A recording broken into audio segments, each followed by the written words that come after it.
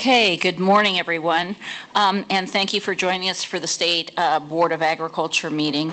Today is Thursday, June 4th, 2026. I'm Elin Miller, Chair of the Board of Agriculture, and I officially call this meeting to order.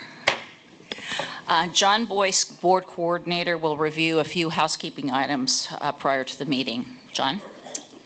As a reminder, this meeting is being recorded and transcribed. For those attending virtually, please ensure your microphones are muted to prevent unnecessary background noise. You might get a notification that you have been muted by someone, and that will likely have been me. We also request that only board members and those actively presenting turn on their web cameras during the meeting to minimize strain on bandwidth. And if you're joining virtually or by conference call, our pre-meeting materials are posted on our website at oda.direct/boardagriculture, and I'll get that link in the chat. Thank you, John. Will you please call the roll of board members for introductions, and I'll begin. Elin Miller, Farmer, Umpqua. Eric Orem. Eric Orem, Farmer from Heppner. Chad Allen. Chad Allen, dairyman from Tillamook. Barbara Boyer.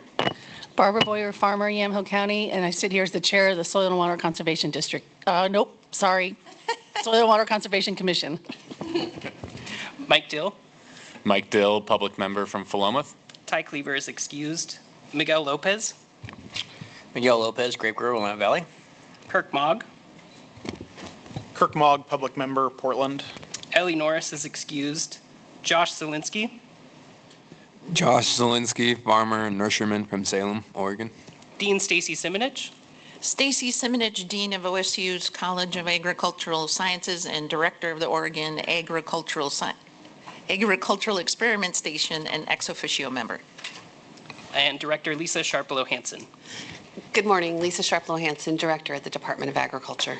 Thank you, Madam Chair. Roll call confirmed that we do have quorum present and can proceed with the meeting. For those joining us virtually, if we could have you introduce yourselves, you should be able to unmute yourselves. And I'll start with Laura. Laura Passage, Department of Agriculture in the Director's Office. Dr. Ryan Scholes. Yeah, Ryan Scholes, state veterinarian in the animal health program. Les Ruark.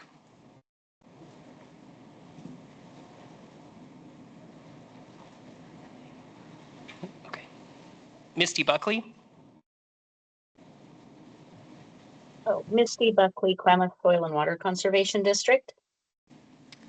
Tracy Lowe. Tracy Lowe, Statesman Journal. And Hood River SWCD. Chris, is that you?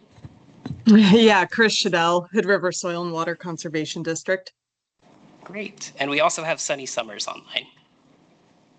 And for those joining us in person, if we can start with introductions with Commissioner. Seth Taylor, Jefferson County Commissioner. Welcome to our neighborhood. Rusty Rock, I'm with the Department of Agriculture. Andrea Cantu, Shamus Communications for ODA. That's the same thing, ODA. Casey Burns, ODA. ODA. Kevin Dunn, ODA. Mike Harbaugh, ODA. Victoria Bennett, ODA. Ryan Graybill, Oregon Farm Bureau. Tom Sena, Park Mac. Adam Crawford, ODA. Cash Broadus, Legislative Fiscal Office. Abby Webb, Legislative Fiscal Office. Right. That's Bill Miller from Umpqua, Farmer. You got everybody? All right. Thank you, John. Appreciate that.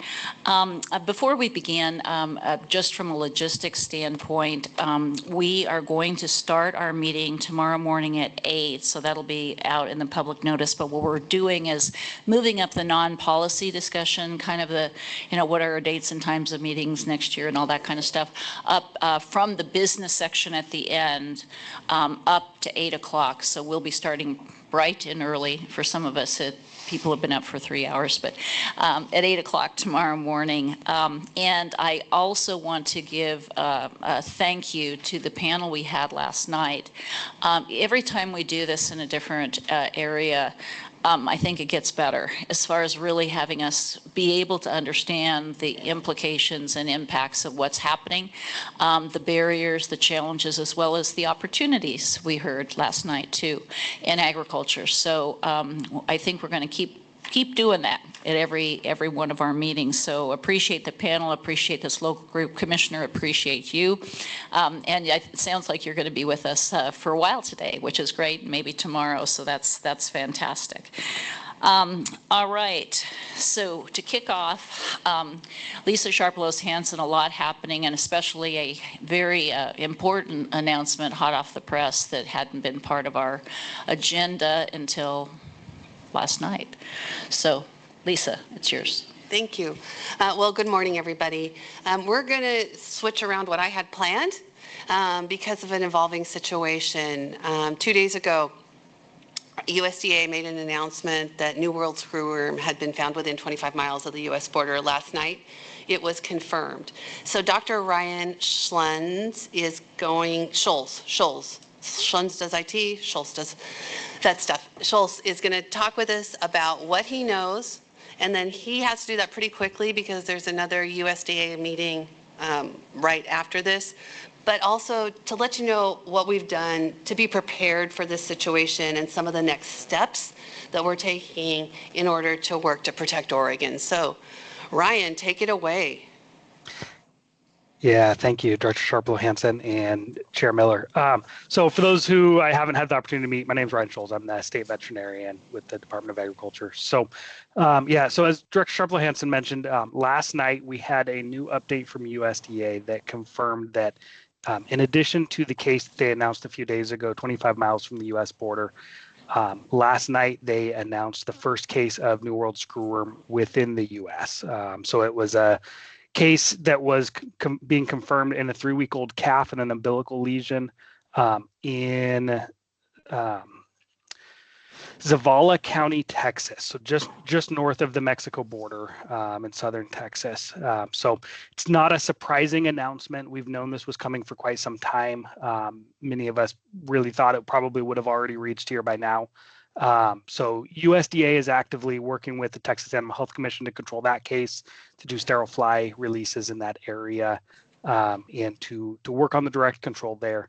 In the meantime, we within the animal health program, and really all of ODA, have been working for the last year or so, ever since New World screwworm kind of started making it closer and closer to the U.S.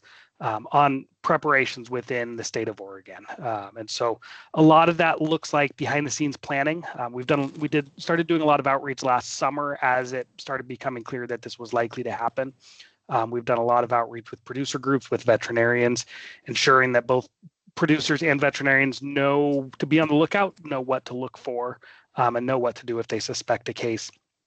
And then this winter in January, we held a statewide multi-agency planning workshop to go through at a whole state level that One Health response of what would a response to New World screwworm look like. Starting at this phase, the first phase of that workshop was New World screwworm being announced somewhere in the U.S. And so in the next few hours, we're hopefully going to put that plan to work and put out our first announcement that we had already planned this winter and have in place.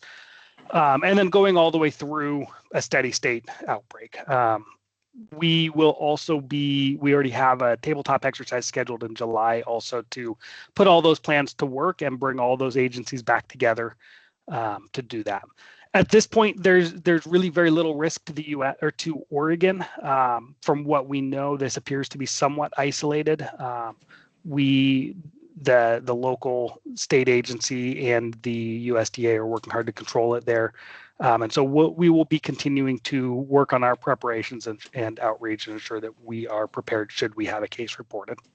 So with that, I'm happy to answer questions if there are any, or Director Sharpless Hansen, if there's anything else you wanted me to cover, I'm happy to. Yeah, let's just talk a little bit about what might happen in terms of animal movement and the potential changes to administrative rule around that and what that means to us. Yeah, so we have an administrative rule that we've actually been working with our industry since last fall on developing. We went through the Rule Advisory Committee process, the public comments, through that whole process. We've had it ready to be filed. We hadn't filed it yet because we were kind of waiting for some updates from USDA. Those updates from USDA we received about a month ago in the form of a newly updated playbook. They still continued to align with our rule very closely, and so we will hopefully be filing that rule today. Really what that rule does is just enshrine what is already being required by the Texas Animal Health Commission and the USDA. It just enshrines those requirements that are in the playbook that are required for animals to leave an infested zone. So this is not a blanket requirement. It's for animals moving from an unaffected farm within the 20-kilometer circle that gets drawn around an infested farm. And so it's just ensuring that we are able to enforce those rules ourselves, in addition to the origin state being able to enforce those requirements on those animals upon leaving. And so we are not, it is not a unique requirement. Most states in the country are going to require those same things for entry in one way or another. We just happen to have a rule that was already ready to be published. And so we're going to be moving forward with that to enshrine those and ensure that we have the ability to enforce those. So Dr. Schultz, talk to us just a little bit about species. We've heard about it mostly in cattle. I think there have been sheep and goats, and if I remember right, maybe a dog. But talk to us about what species are impacted by this pest. Yeah, so, and actually to take a little bit further step back than that even, so I think I missed that if you're not familiar with what New World screwworm is, it is the larva of a fly. It's essentially a maggot from a fly. If any of our IPPM folks are on, they can probably pronounce the name of it. I still, after a year and a half of practice, still can't manage to pronounce the scientific name of it. But so that fly lays its eggs in wounds. Wounds as small as a tick bite or a vaccine injection site. But it is not discriminatory. Unlike most diseases, it's not discriminatory on its host. As long as its host is warm-blooded, it will lay its eggs there. And so really the host range stretches across all of warm-blooded species, birds, mammals predominantly, but really all mammals and pretty much all birds as well. It's most common to see in livestock species just because those are the ones that tend to be managed the most closely and we see them. We know that there are cases occurring in wildlife in Mexico as well. The majority of the cases that are being reported out of Mexico are cattle and sheep and goats, mainly because those are the species that are raised down there. We do see a lot of canine cases as well, especially from fighting wounds. One of the most common wounds that we see, though, is what was reported in this calf, which is an umbilical wound. And in those warmer climates where you potentially have fly activity year round and potentially have herds calving year round, that becomes a much bigger problem. In Oregon, it's unlikely that if it makes it here, that we'll have quite the same profile of wounds, just because we tend to calve and lamb and kid in the wintertime when it's too cold for this fly. And so it's kind of unknown what we would see it in. We do see it a lot in dogs, though, as well down there, especially in fighting wounds from dogs. As many are probably aware, there are a lot of feral dogs populations within the country of Mexico in different pockets. And so they see it in a lot of those populations as well. Well, are there any questions from the group?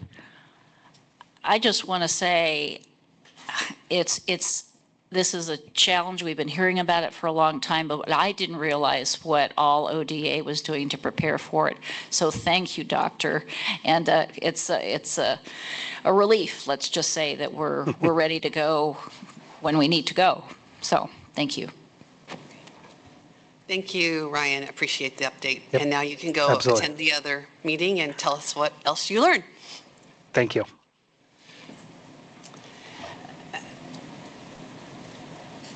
So I'm like, okay, how do you transition from that into a look back? So what I had planned to start my report with was just to talk about, since we saw each other 2 months ago, it's only really been 2 months, because these two board meetings were squished together. If I could put a theme to the work we've been doing at the agency over the last 2 months, it's really cooperation, collaboration, and cross-agency communication. If you remember back to being in Redmond, we had a draft report come out from the Oregon Department of Energy with a lot of response and reactions to it in terms of how they might look at emissions from the agricultural sector. Our chair did a beautiful job of addressing that publicly and in the media for us and having a conversation about how agriculture sees its place in helping, as well as changes that have been happening over time. What we did on the agency side was really connect up with the Department of Energy, first bringing in their staff that were working on the project to meet with our executive leadership team that had a touch point, because one of the things we realized, we needed to get the right people in the room. How's that? We needed to get the right people in the room and have a high-level conversation. And we were able to ask questions about the project and learn a little bit more about it. And then we worked to connect that team with several groups that we meet with on a quarterly basis. So we typically meet on a quarterly basis with the ag organizations, Farm Bureau, OFS, dairy farmers, et cetera. And we do a lot of readout about what's going on so that they know what's happening in the agency, and if there are hot issues that they want to share back with us, we do that. We also meet with what I refer as the conservation community. So a lot of the conservation organizations including League of Women Voters, others, and then also with the Organic Coalition. And these are groups that I really started working with when I was at OWIB to bring people together, just so we stayed on the same page around issues. Those were really hearty conversations, and I think helpful, and it was a really helpful introduction for the ODO staff into some more resources, for conversation as they move forward with some of the initiatives that they're charged with. Ultimately, out of that, and I don't know if it's in your packet, and we can provide, it is in packet, okay. There has been a revision to their TIGR report, and a proposal to look at agriculture in a little different way, noting that ag emissions have gone down, and to commit to having some ongoing conversations about what should be measurements, to be thinking about, to show how agriculture could be impacting greenhouse gas emissions. So I think we all learned a lesson in this in terms of the need for communication and coordination, and have built some additional relationships with go-to people to have those conversations. So, thank you for the board's engagement, and I think in terms of working with many, many partners, that was really a great example of agency collaboration. Also in April, ODA had the privilege of hosting the Oregon Cattlemen's Association Young Leadership Program. They actually spent almost an entire day with us at the agency, learning about the agency, learning about the programs, having an opportunity for us to talk about the industry as a whole, as well as, some of the challenges in terms of how we have our mission of protect, promote, and prosper. And those places where sometimes we run into, some knots when we talk about things. In Oregon, we have a lot of diversity, and we don't always see things the same way, and how those missions tie together. I think they were great conversations with these young leaders, and it really gave them a chance to get to know key players in the agency. And so again, cooperation and collaboration along the way. With that too, I think we've talked about it no, we haven't talked about this. So Oregon was part of a settlement We refer to it as a Monsanto settlement. And it's basically, we received about $698 million from the Monsanto settlement, and it has to do with harm over time from PCBs related to certain products. That money has gone into, I'm going to call it basically a trust, and with a plan for allocating it out over the course of, I believe, and I'm going to look at Jonathan so I get the number right, 50 years? Is that right? Okay, 50 years for environmental restoration. The council is housed within OWEB, and they've come up with a plan for spending those dollars. 50% of it goes to state agency type programs for environmental restoration, 25% to tribal governments, and then 25% to community organizations. The opportunity opened up for state agencies to go in with proposals, restoration proposals, to tap some of those funds. And Jonathan, why don't you come up to the table in case there are more specifics? This could be helpful. ODA put forward several proposals in this. And so just in sum, one of the proposals related to pesticide recertification and training, a project for about 1.5 million that would allow us to update our certification materials, have them translated into Spanish. We've heard a lot about that over time. This was a different avenue for finding and using a funding resource that we think goes straight to the heart of some of the concerns that the settlement was built around. We also had put forward a grant idea for additional dollars into our Ag Water Quality Program for grants out for restoration work on the land. And then the third component that we put forward was really, I'm going to call it a working lands component that tied together the work that we're doing with the native seed strategy, with the range strategy that we looked at, I think, last spring in La Grande, with our weed program. It tied into our threatened and endangered plant program. It also tied into work that we do with our insect pest prevention program, IPPM. And if you don't have these programs, and these programs aren't robust, it's hard to have healthy working lands. Jonathan and I think Troy Abercrombie from the weeds program and Isaac were like key drafters in this process and just have done an amazing job in terms of drafting proposals, realigning the proposals, because the process has changed a little bit along the way in terms of what those proposals look like or what we needed to do to restructure them.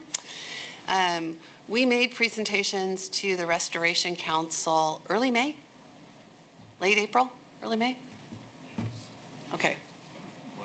Recently, how's that, recently, to talk through what we were proposing, as did other agencies that had some really big programs. I think we are optimistic right now in terms of a couple of the proposals moving forward. The pesticide registration and recertification project was one that was incredibly well received.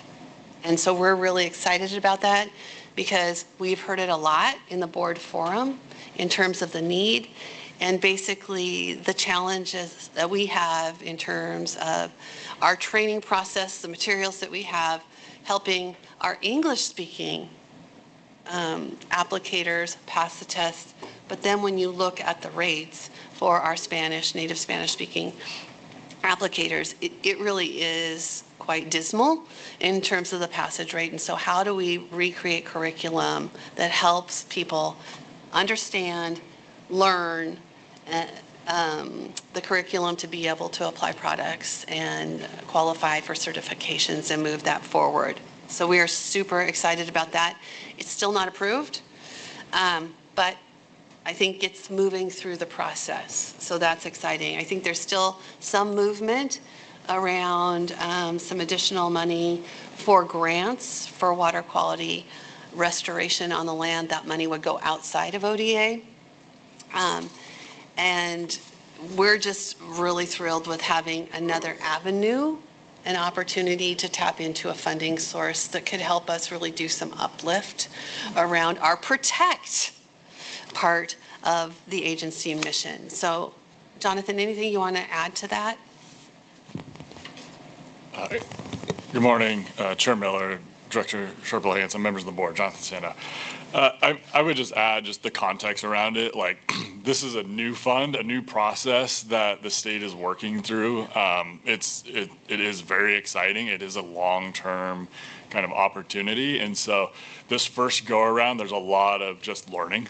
And so I think, one message that I think everyone involved in the process is really trying to clarify too, is that, there is a lot of good requests out there.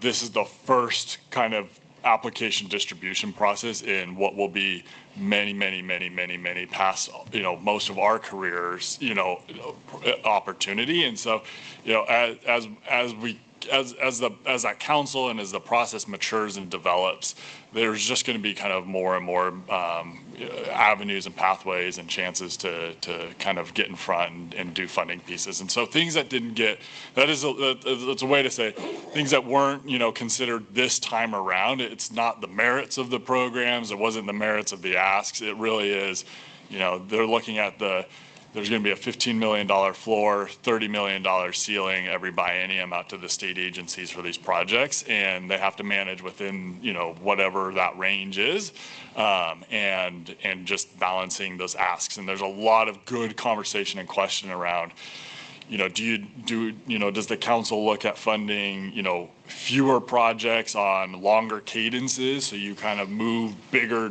dollar amounts out, but not having, a lot of review, kind of coming back and asking for re-upping, or is it smaller kind of one-off project? These are all real good conversations that they're having now, and so it is just a lot of learning and trying to structure it out.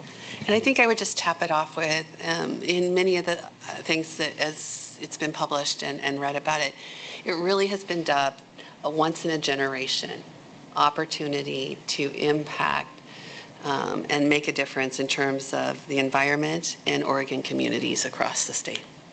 Okay. Actually, that's what I was going to ask. So this is the Monsanto settlement.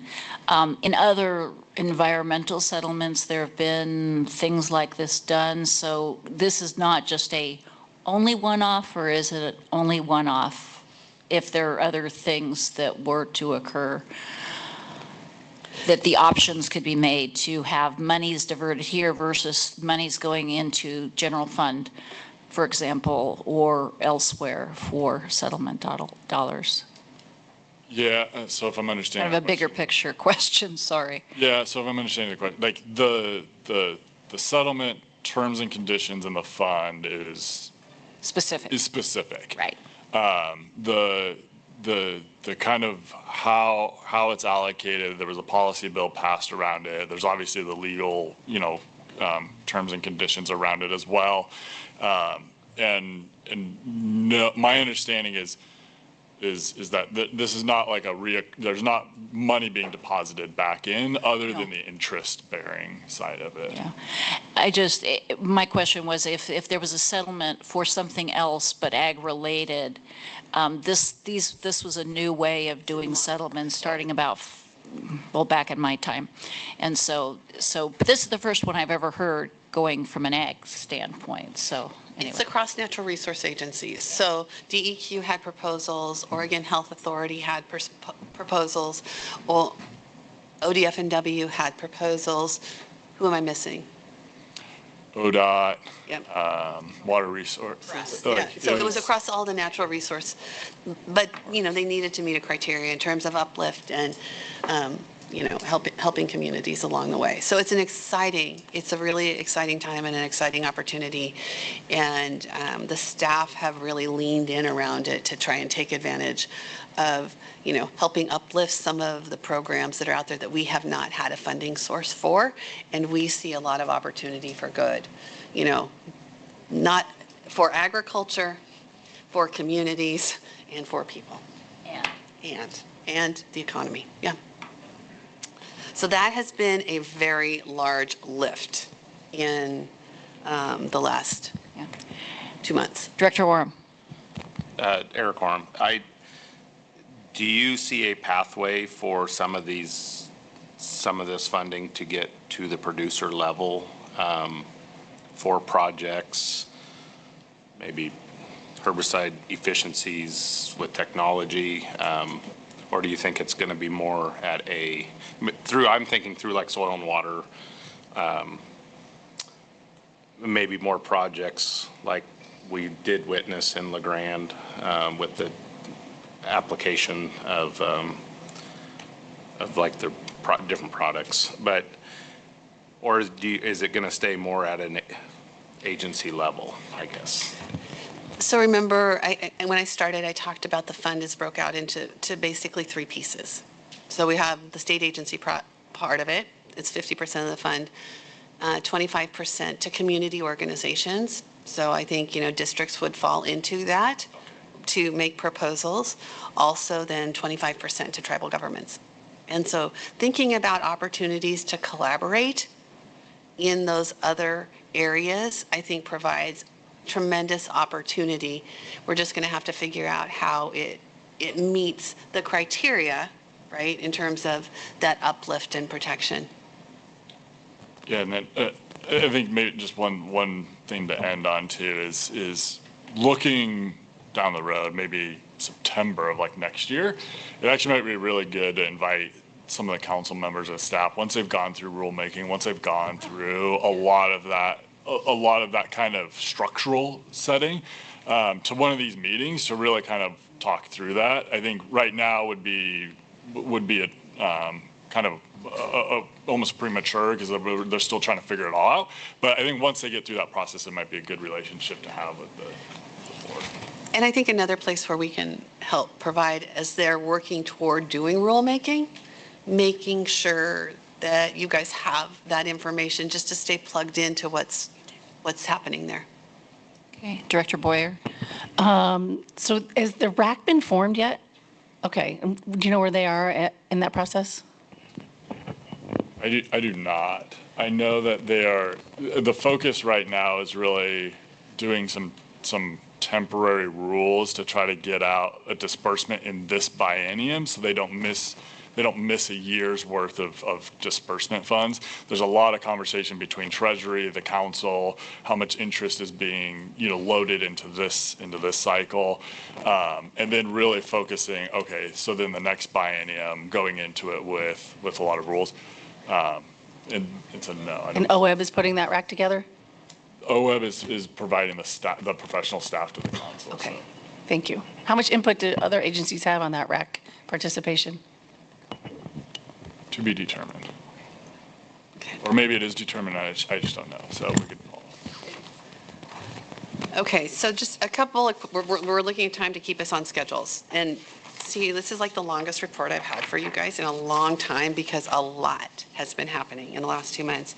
You're going to hear a lot about legislative and budget, so I'm not going to go into that. But along the way, we have had very tight timelines post the 26th legislative session for legislative concepts and different parts of our budget that we're working through, and we'll get a good download on that.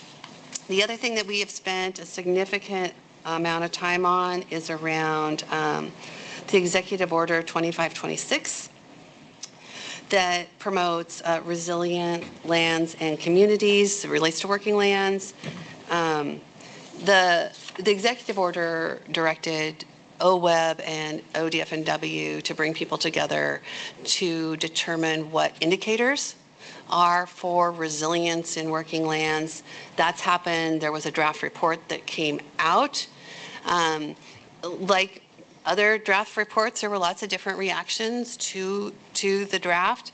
This was another opportunity for the agency to pull people together and have a conversation, and that's what we did around it. I anticipate we will see the final draft in the next couple days. You have in your packet the illustration that's come up of how, working lands go together with waters, healthy air, water, and bringing in communities.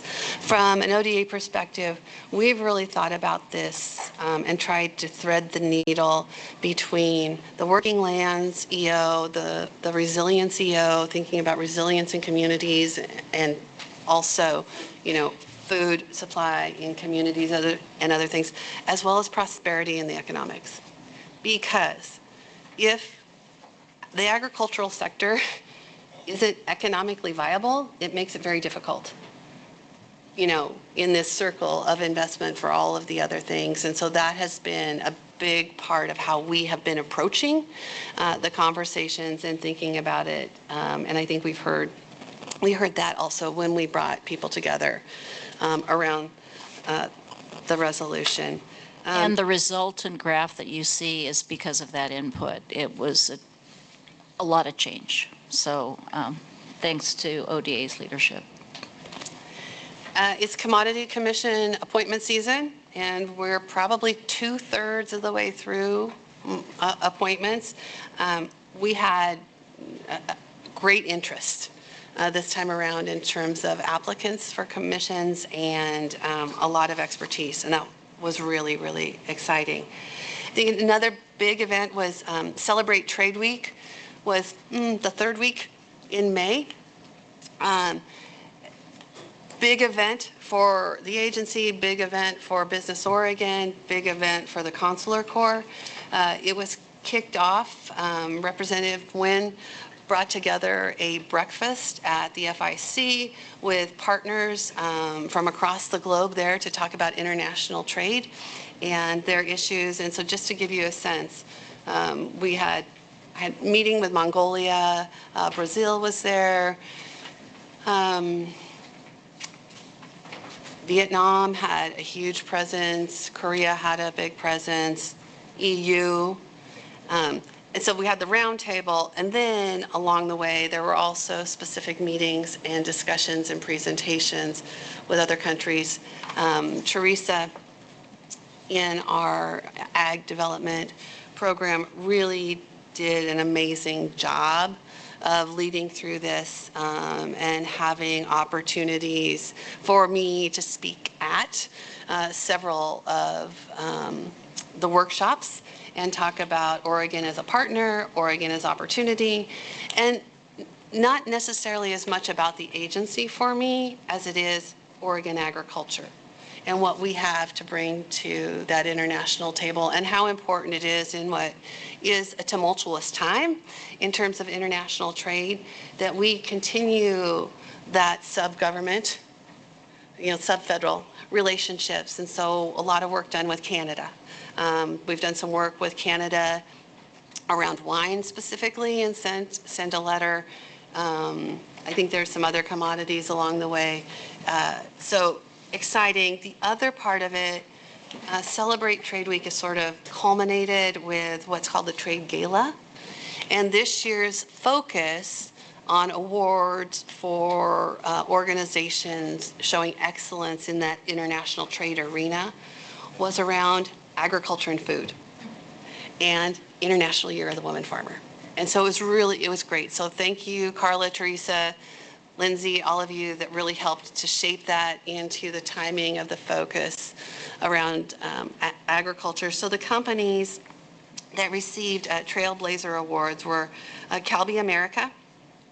They're a Boardman-based food processor, providing snacks in Japan, Hong Kong, and Korea. Keith Manufacturing is a Madras manufacturer that supports agricultural exports and advanced bulk material handling. Orchard View Farms was one of them, family-owned business, packing and exporting cherries. In fact, we've had one of the family members as a board member some years ago. And then the Oregon hazelnut industry was represented, as well as Susan Sokolblasser for an individual award around what she's done lifting up the wine industry in Oregon and all of her collaboration. It was a great event. It seems to always be sold out in bringing people together, and just really, really exciting having it focused on food and agriculture. That led straight into the Taste of the States food show. It's the National Restaurant Show in Chicago. This is the second year consecutive that we've attended. So Eric Garman and Carla, thank you. They did a great job of recruiting companies to represent Oregon at the food show. And so we had, I believe, 1, 2, 3, 4, 5, 6, 7 companies there with us. Portland Syrups, Pistachio, there was Ghee, Better Bean, Secret Aardvark, Bambuza, showing their products to international buyers. Fascinating, one of the companies that was there made a connection with the buyer for Nike. And, that connection back to bringing their products into the Nike campus. In spending a little time with the companies, they found the food show very useful in terms of the connections and thinking about additional opportunities. So we were part of the NASDA section that supports all of the states, and U.S. products that were there. I think we're signed up again for 2027 for about 8 booths as well, and we'll try and recruit some new ones, but hopefully we also have some of our companies build upon the relationships and connections that they made there. So super exciting. While I was in Chicago for the food show, I also was able to attend the NASDA board meeting. And that was a really useful meeting. I hadn't been to the last 2 NASDA meetings because of some travel restrictions and other things. Some changes coming with NAS. NAS has seen a significant cut in terms of staffing. We know we've lost our state statistician. They're going to a regional model. NASDA will be playing a bigger part in terms of staffing and managing NAS going forward, in terms of doing outreach, as well as the enumerators that they've managed for some time. We see NASDA stepping into some bigger roles just across the board as well, in terms of international marketing, a larger presence in terms of accepting MAP funds, doing projects across the U.S. out into new markets worldwide. I think we've seen that growth happen as we've seen constriction in state budgets around market access and development. That said, they are really open to working with states around projects, whether it be inbound or outbound, where we have opportunities, and I think we have in Oregon, because we have such a small staff now, small and mighty, in terms of our economic development team, a way to use NASDA as an extension to us in helping us meet places in the market, but also helping to uplift us in places if we need a little help for some funding projects or ideas in terms of doing inbound. So just more opportunity for collaboration. I want to continue to amplify International Year of the Woman Farmer. Our comms team is doing an amazing job in terms of having weekly putting out, a different female farmer and what they're doing and what they're bringing to agriculture. Keep sending in the nominations. We want this to be live and real through the rest of the year. And I think I continue to hear from people, oh, I didn't know, in terms of the impact that's out there. And it's really popular in terms of just tying people who may not have had the linkage Ag for something to celebrate around the ag community. We also had Public Service Week, and we had 3 staff at ODA that we nominated. We were allowed to nominate 3 staff, and it was culminated with a reception at Mahonia Hall with the governor. So I'll just mention them because they've done outstanding work. Candace Carnahan, she's part of our food safety program. Eric Garman and his work in terms of economic development. And Sunny Summers, who has just really grown our work in terms of our engagement, our outreach, around rulemaking. You're hearing from her regularly on some of the sticky wickets out there. She and your own John Boyce have really been working with the tribal governments for additional engagement and finding ways to engage the tribes in what's going on at ODA as well. Let me look. I could have given you much more about what they did, but with that, I will wrap because I think I went 10 minutes over what I was supposed to, given the time and adding in the timely presentation from Dr. Schulz.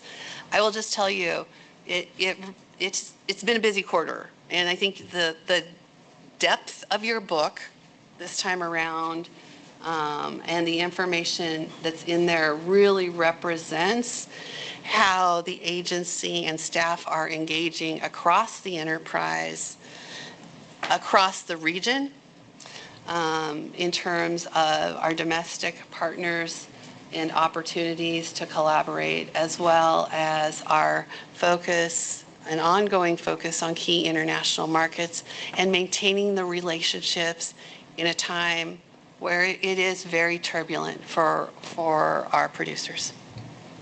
Well, thank you, Director. Questions, comments? You know, in this section, it was a lot, and really appreciate all that has occurred, because you think when the legislative session's over, things kind of slow down, but didn't slow down in any way, shape, or form. And within that, we have the report, the pesticide annual report and the CAFO annual report within the document, which I thought were very good. And also our normal reports in there, which there's a lot there. And if there are some burning questions in it, I don't want to short shift this, but we can also bring that up later on if there's some additional questions. But there was a lot of content on reports to the governor and how well ODA is doing too. So anyway, thank you, Lisa. Appreciate it. Okay, moving on to budget and legislative update. If we can go ahead forward, and Adam, Jonathan, and Lindsay. So I'm going to do just a little setup while they're coming this direction. This has been an interesting time in terms of budget development, because basically for agency request budgets, we're looking at flat current service level. And so for making changes, we need to figure out how to do that basically within existing resources. And then it's also a challenging time in that the outlook in terms of lottery funding coming to natural resource agencies is shrinking. You may remember some time ago that the split for lottery funds that go to grants at OWEB versus what goes to agency operations, which is split between 5 agencies, DEQ, OWEB, ODF&W, ODA, and state police. Those are the 5 that split the operations money. That has, and I can't remember the split right now because I'm shifting gears too quickly in my head. 65-30, it was 65-35, it's gone to 70-30 because of something in the constitutional mandate around this. And so it really is putting a squeeze on funding, and we fully are anticipating some significant changes, and Adam will talk through kind of those reduction numbers for you. But to say that that has impact on programs that we look to in the protection part of our mission, specifically ag water quality and our insect pest prevention and management program. And so we'll talk through how we're approaching that, but a challenging time, right? And so then on top of that, to give you kind of the higher level, 60% of our agency is funded with other funds. Those are fees for services, those are licenses, those are registrations. The cost of doing business in state government, just like the cost of doing business in agriculture, has gone up over the past several biennia. And that compounding effect is really putting pressure on our other funds programs and the fund balances that we maintain to run those programs. And we are, instead of in a space of staying flat in those fund balances, we're in a downward trend, which leads us into a really, really tough conversation with all of you and setting up for the legislature and the ag organizations around what do we do around fees when 60% of your agency relies on fees and at every level your costs are going up. I'm going to overlay with you, I've been around for a duration of this ride and how we got here. In the director's office, living through the first round of 5 special sessions, 2003 to 2005 timeframe, the dot-com bubble burst in that 09-11 timeframe, other reductions along the way. ODA, the philosophy had always been, we did fund shifts, we did some reductions. We always tried to figure out how to hold it together with duct tape and baling twine like the people we serve in the ag sector, and really tried not to reduce services, right? And we had talked about we can't do the same with less. We aren't going to do with more. We did a lot of that.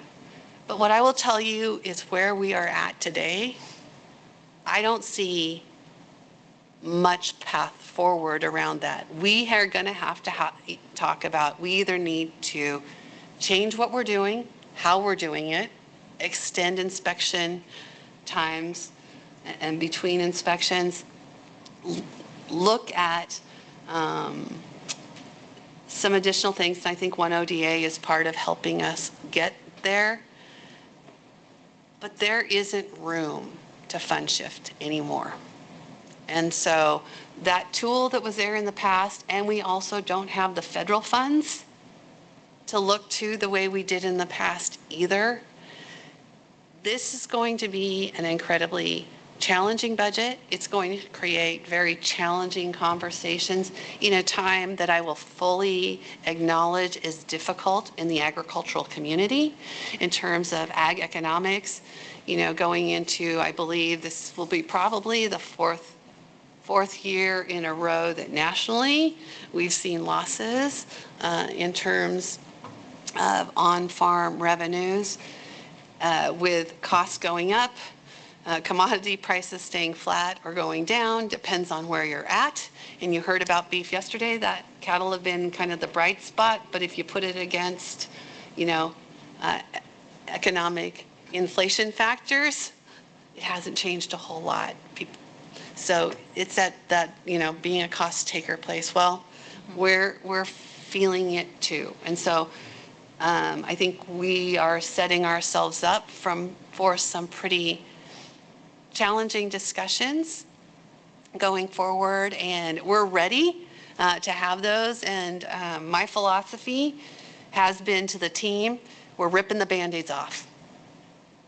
Ripping the Band-Aids off, and let's just pull the curtains back and have the conversations about what's there, what isn't, and how are we going to come together to figure out how we continue to serve ag.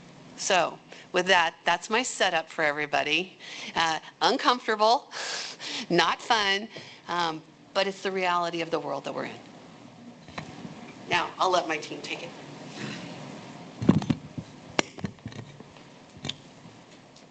Well, good morning again.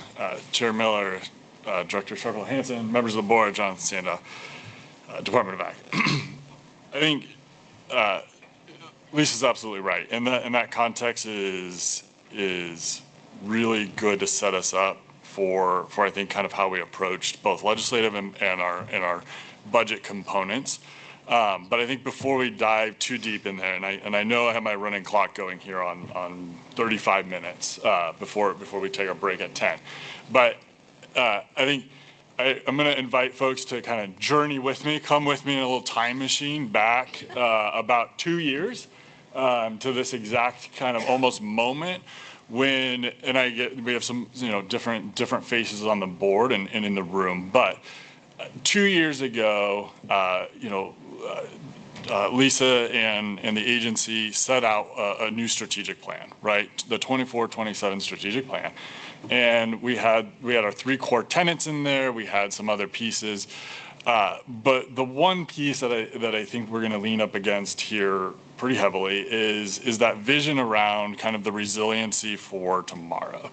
And when you look at that inside of the agency, that's a big challenge. That is a long-term challenge and an ability to set it up. And 2 years ago, kind of we went through the whole process to deliver that strategic plan, and then jump forward another year to last year around this time, when we were just coming out of the 25 long session, and we brought forward what we are very excited about. I'm hoping most folks are very excited about that. We had $10 million investment from the legislature in general fund backed bonds to not, I think we talked a lot about it around IT. You will hear more about it tomorrow, so I'm not going to, pontificate too much around it because, we will discuss it a bit more tomorrow morning, and in greater depth. But really a wholesale process looking about how we can improve our processes, reduce friction in how we work and how we deliver our services, what technology can be brought in and leveraged to support all of that, really building upon and setting up for a more resilient structure in how we work. And that is taking a lot of our disconnected, disparate systems, technology, manual processes, paper processes, workflows, and really re-envisioning it, saying, how do we do this better? What tools and resources do we need to lean up against that so that as we work, as we work as an agency, as we deliver these services, that we are doing all the functions and flows in not only a best methodology in 2026, but built upon an adaptable and a durable components that will then make us continue forward. And so we're not doing these big leaps in updating or big leaps in, it's like when you live in a house for a long time, there's a lot of stuff in it and you got to clean it out every once in a while, right? We're hopefully we'll get ourselves in a process where we're maintaining all of that and in a method that we can do that. We will give a comprehensive update around that tomorrow, but that's to say that has been going on for a year. We are still very much active in it. We have a huge chunk of our agencies involved in it, and that will be a slow burn process, but it will set us up for a really durable and long-term success. Then we jump forward to about where we are today, and the next component of that is really how do then we maintain and we build this resiliency, to build these components into being able to fund and to keep the resource in the agency that folks are relying on, to continue those services, to continue those deliveries that are so important to market access, to fairness in the play, environmental components, and how are we able then to keep going and keep delivering those services. And we talk about, every 2 years is the long session, right? When we get to introduce legislation, we have to balance our budgets, all these things.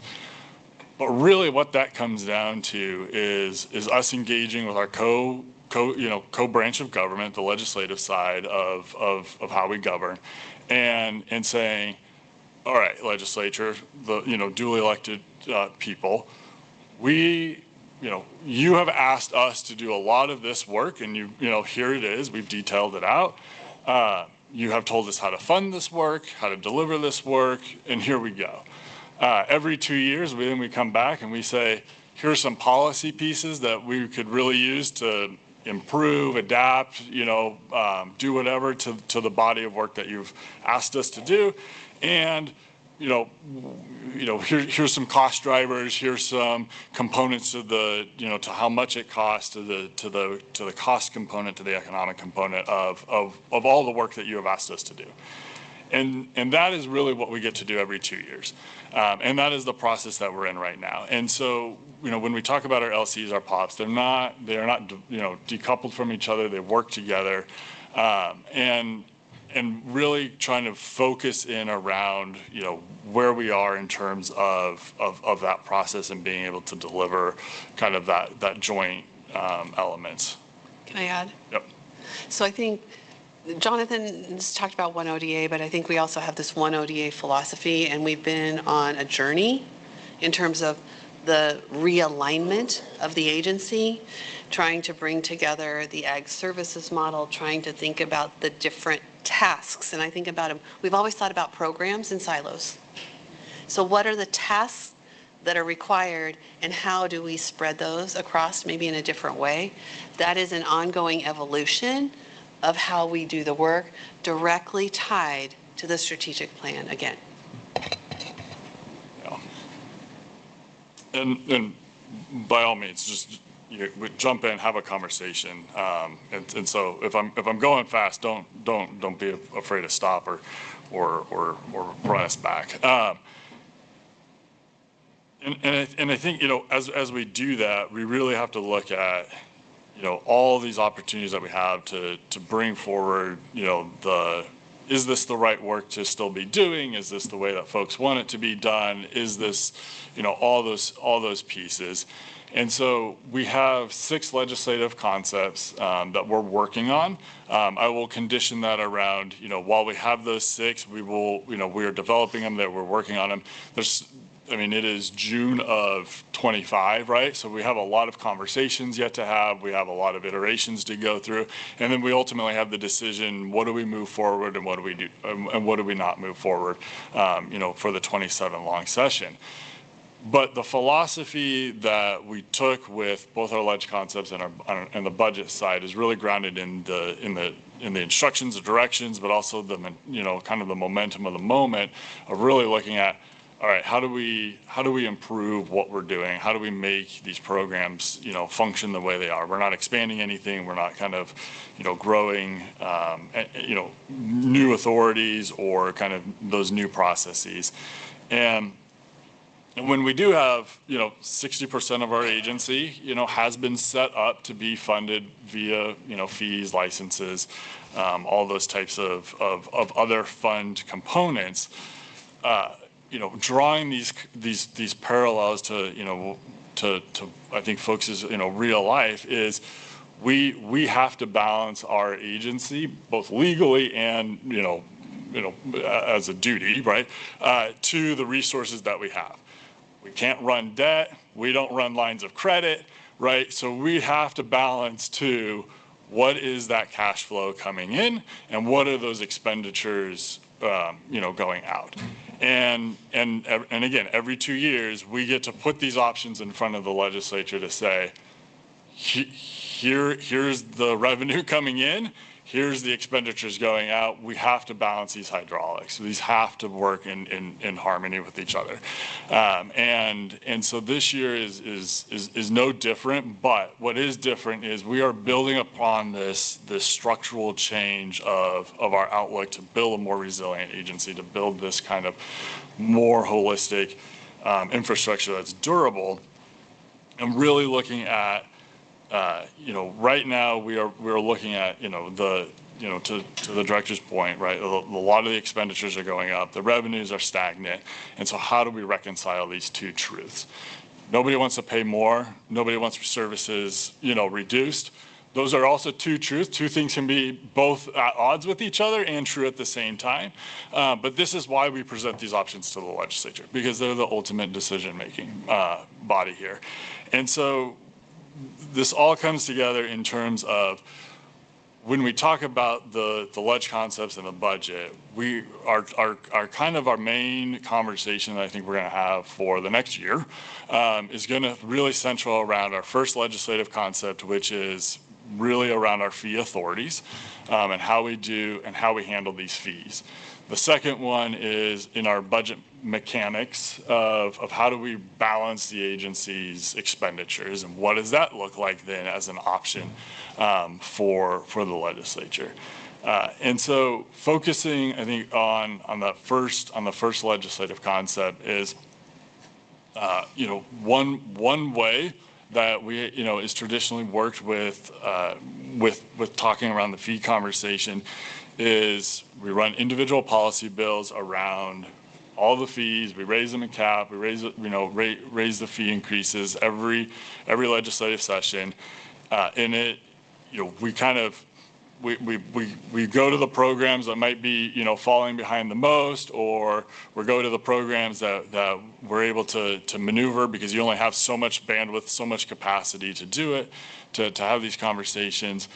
And it really starts throwing a lot of pieces in imbalance. And I will articulate this in the context of, I think, our nursery license fees that we had the conversation a lot around in 26 here, where nursery licenses were last put in place, set up in 2016, and hadn't been raised since until 26. So 10 years worth of effectively the same level of fees that were assessed.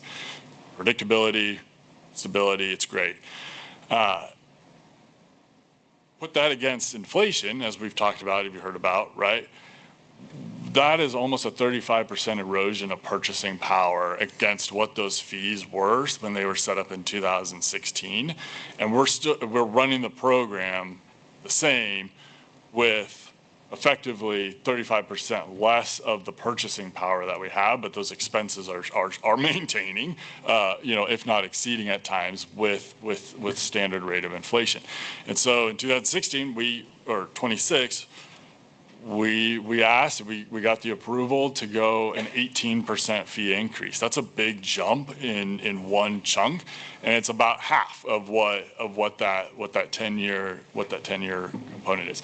You juxtapose that against our food safety program, where we have the ability to raise these fees 3% every year, because that group many bienniums ago said we don't want these big fee increases anymore. We want to just maintain the same purchasing power, keep the program running. We think this is a big investment.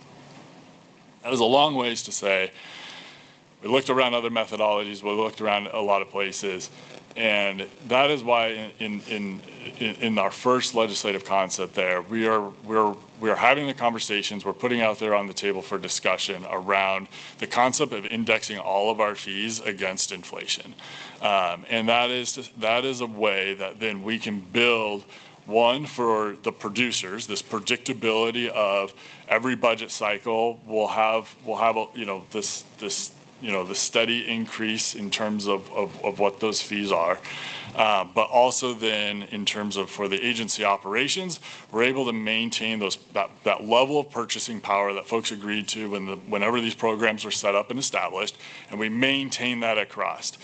And then we're able to have these conversations around, okay, is this program working the way it should be? Is this program delivering what we need to in the policy context, in the merits context of what we're actually doing, rather than do we just kind of put this, do we hold these programs on a financial constraint for as long as we can and just see what happens, or we really want the program, but we don't really want to have to, kind of interact with the true cost of it. So, and to the director's point, we get it. This is like, these are never fun conversations. We don't like having these conversations, but when it comes to being able to stabilize that 60% of this agency and how we deliver these services, this is kind of that methodology that we have come to in terms of, if we just keep these purchasing powers going, then we'll be in a spot where it's durable, it's long term, and we'll be able then to kind of grow, make those growths in the legislative and the policy conversation, not in the routine budget piece. So with the concept that you're discussing, would that be the legislature kind of setting automatic fee increases, or would it be authorizing the agency to increase up to the indexed inflation? So you would have discretion to go up to, but you could increase at something less than inflation? Director Malik, great question, and that is these components that I think we are wrestling with. We're trying to figure out what the right method. Both exist in state government, I would say, but agencies do. There are a lot of programs that index against inflation. This is not new. This is not novel. I think the approach that we're saying is, let's do this in block versus one-offs all over the place, because it's wildly more efficient for our time, the legislature's time, your guys' time, right? And everyone's moving proportionately. I would say the concepts that the thought process where we're at now is that to say we would submit as part of our normal budget process the request to go up to the inflation amount. We wouldn't, it may or may not be that, but we would submit it, and then the legislature would authorize that fee increase. So it wouldn't be there's still a lot of kind of engagement around that component. There are programs that are just automatic. Boom, it does this, it does this. Another quick question. So when you look at the catch-up you might need to do when you looked at the nursery program, what kind of delta are we talking? I mean, we're talking the nursery revision potentially being proposed and this up to inflation, but are there any other holes from a catch-up standpoint, given we've dealt this on a piece-by-piece, case-by-case basis forever? So yes, there are. We have some fees in statute that haven't been touched probably since their inception. And they're like the little known fees that are buried here and there. They may not have a lot of fee payers, but they are not even coming close to, covering the costs anymore. And I think because they were little known things, they got stuck there. Or I can think of, in the case of the pesticides program, over my career, we've had to raise fees. There were discussions about it. The pressure was put on the registrations. It was a more clear path forward than all of the separate little license fees that hit people personally, and you didn't capture the dollars that you needed. So the pressure went on the bigger fee payers to pay for it. So we have that piece that's out of balance as well, that, I think we just have to have an open conversation about and figure out how, do you equalize it? But one way or the other, we've got to decide what's being bought and paid for. Yeah, and I think to even take that, just keep that conversation going too. It's this will not, we're not doing this because we're running huge debt. We're doing this because this will set us up to kind of maintain it. This will not catch up. This will not catch up the erosion factors, right? This will not go back and bring everything forward. We would still need to preserve our authorities around where we do cost recovery setting, right? We have that authority, in many places. We have statutory fee caps. We're not saying that we are going to delete these fee caps, in statute. We would just be indexing, once we've hit those caps, we would index against those. And if the program needed to grow, if it needed to, if folks wanted more out of it, then we have to come back and have that real conversation of saying, okay, now we need to actually add capacity to the program, right? And so, where we're not to our fee caps, we would still preserve that organic authority to be able to go to those fee caps, do cost recoveries. This would just say, if we do nothing, right? If we do no, one-off fee increases, every budget cycle, we would maintain as close as we can to the inflationary factors. And so the purchasing power, right, that ability to continue to deliver these services that we've been asked to do at a level, stay with us and stay with the folks that we're delivering. And we don't have these kinds of ups and downs, huge jumps in terms of fees, struggles of holding, positions vacant, and, delaying all these pieces that we're trying to work around within the constraints of it. All of those would still exist, but to a hopefully, to a lesser degree, because we're able to maintain that. So that's one concept I would say. No, but the other one, we're gonna tick through them fast because we got to get through them.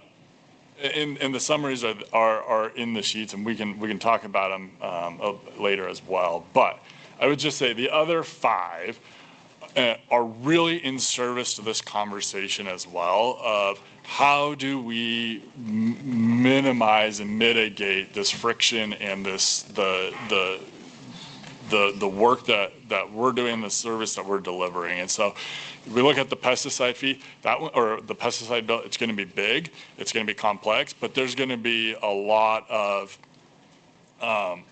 technical cleanup that we've kind of layered in and around. And then we have one that really looks at commercial feed. We inspect commercial feed. We're one of 2 states that we don't assess that fee on a tonnage base. The industry has asked us, please, will you change this so you assess this, our inspection fees on a tonnage base. And so we're proposing that. Again, budget neutral, just a different methodology on how to do it. Food safety, we have about, 3-ish exemptions from needing a license, not the food safety code, but from the license. They're all kind of the same, all kind of different. We're proposing bring those together so our staff and folks know how to be able to do that.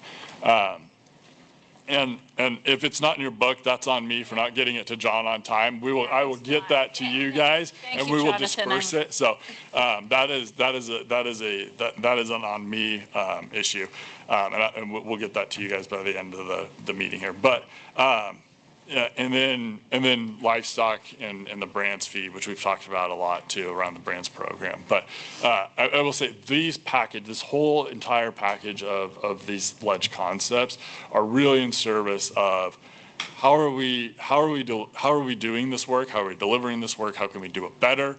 And then how can we stabilize all these pressures that we have? So that was a lot. There's a lot on fees, but it is also one of the biggest pillars of the work that we do. Well, thank you for that, and it'll be great to go ahead and get that outline. And I guess one of the things, if let's just do a fee was put in place for a activity years ago, but as you learn and industry learns, the agency learns, you say, oh well, this will be good to do, or this will be good to do, this will be good to do. So it's potentially layered on. Within the time commitments we've got, how are we going to be able to get at that? Is this really what we want? And we're going to be talking about that in some of the water quality reports we get as a board, because I found out the board asked for it, 10, 15 years ago or something, and we still get it. And we may not need it. So how do you have that conversation quickly with the interested parties and keep still with your statutory mandated focus? This is going to be hard, but it's going to have to be everybody on board helping to provide that input? I mean, what forums, what? For the fee conversation. The fee conversations, and as it relates to what program changes could maybe be made that don't make a whole lot of sense now, and we're just added on and whatever. And I see both Lindsay and Lisa dropping their mics down, but so I'll speak quickly to clear. But like, I think that's part of the motivation is to be able to almost decouple those two from each other. And I get there's a checks and balance like theory there, but by decoupling the, are we going to continue to basically pay the cost of delivering this service from, is this service still what we want to have delivered?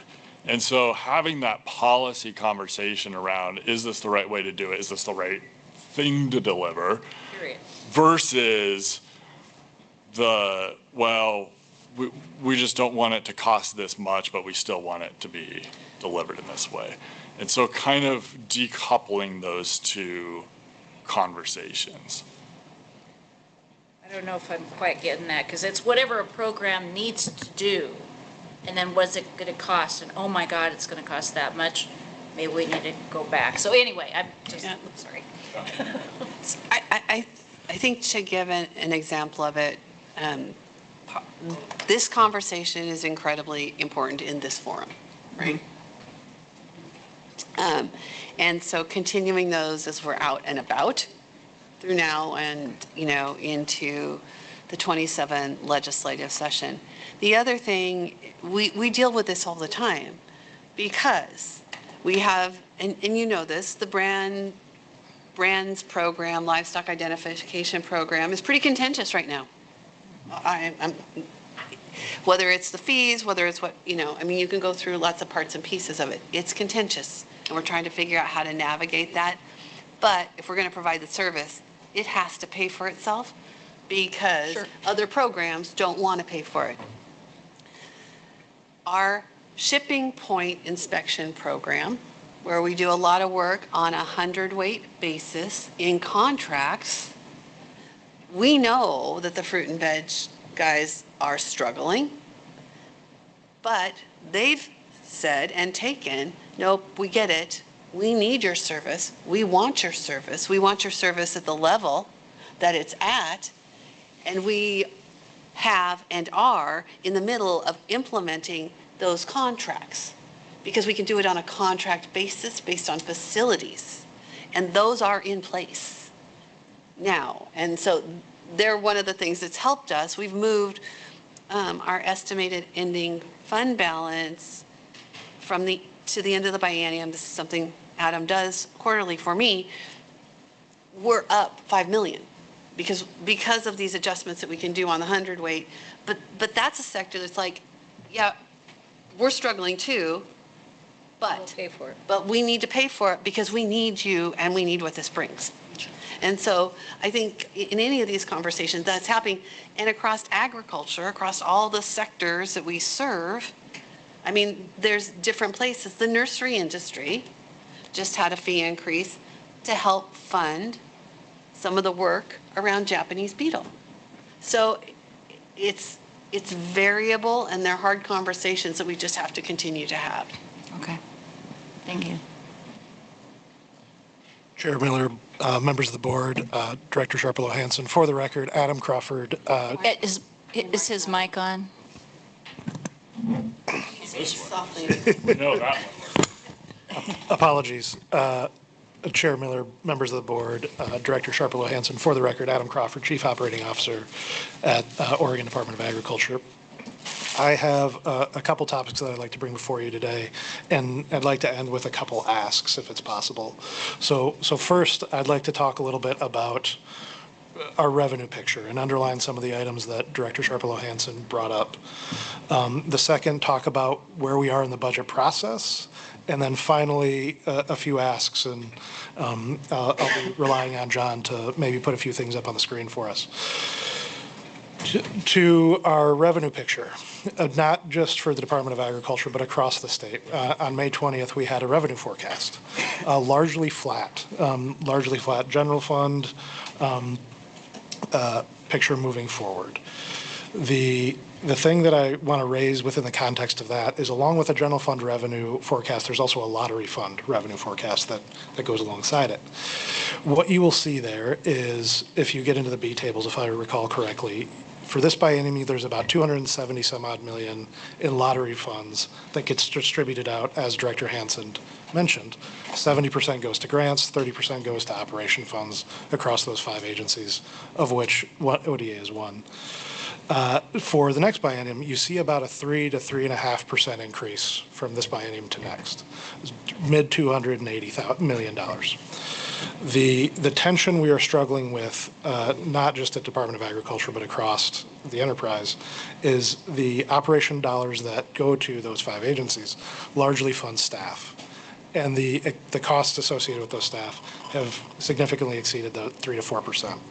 And so what that means for us is, as we go forward in our budget planning process, reduction options and reductions will likely be necessary to make sure revenues and expenditures align. So I'll talk a little bit more about this when we get to where we are in the budget process. But I'd like to bring up another topic that Director Sharpelow-Hansen mentioned, this idea of fund shifting. To take lottery examples, to lottery funds as an example, this has largely occurred the last 2 biennia. We were almost close to revenues and expenditures in the 21-23, a little bit closer in 23-25, now in 25-27. Because the differences were so minimal, what the legislature was able to do was, with $1 million or $2 million in general fund, largely make up any gap between lottery fund changes and actual expenditures. The tension we're achieving now, however, at this point, is the gaps are getting larger and larger, and it is increasingly unlikely, given our general fund forecast, that additional money will go back in to backfill lottery fund. Again, to continue with the fund shift conversation and what has occurred previously, is sometimes what budgeteers are able to do is lean on a new fund source or a federal fund source to potentially take costs off of an existing fund type to enable a service to be able to be funded. Given what we see likely coming down the pike with federal revenues, that it's unlikely that we're able to get more federal dollars in to offset any additional costs. So what this means is we are increasingly reliant upon other fund revenues.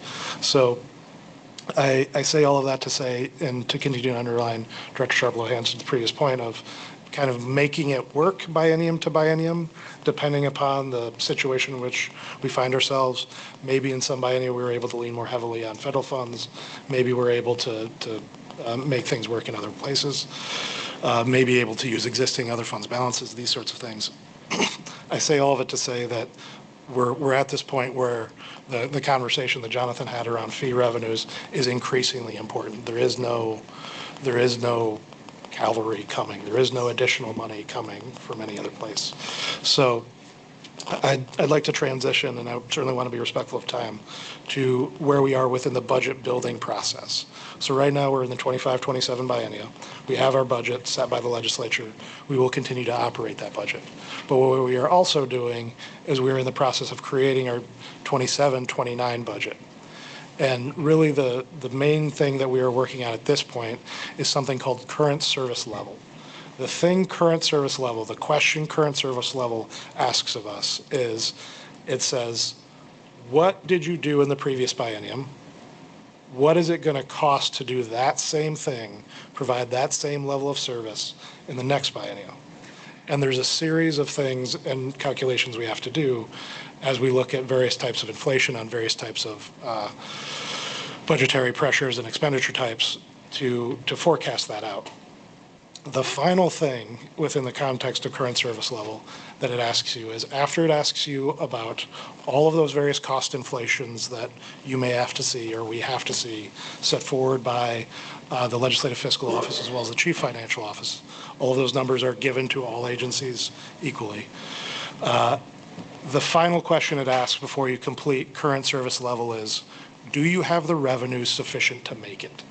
Do you have the ability, are you confident in the revenues that you have coming in to get to the end of the 27-29 biennia in good working order? And so Oftentimes, this comes down to a fee conversation. The other side of the equation is this final question. Everything in budgets are packages. It's a package 70 conversation.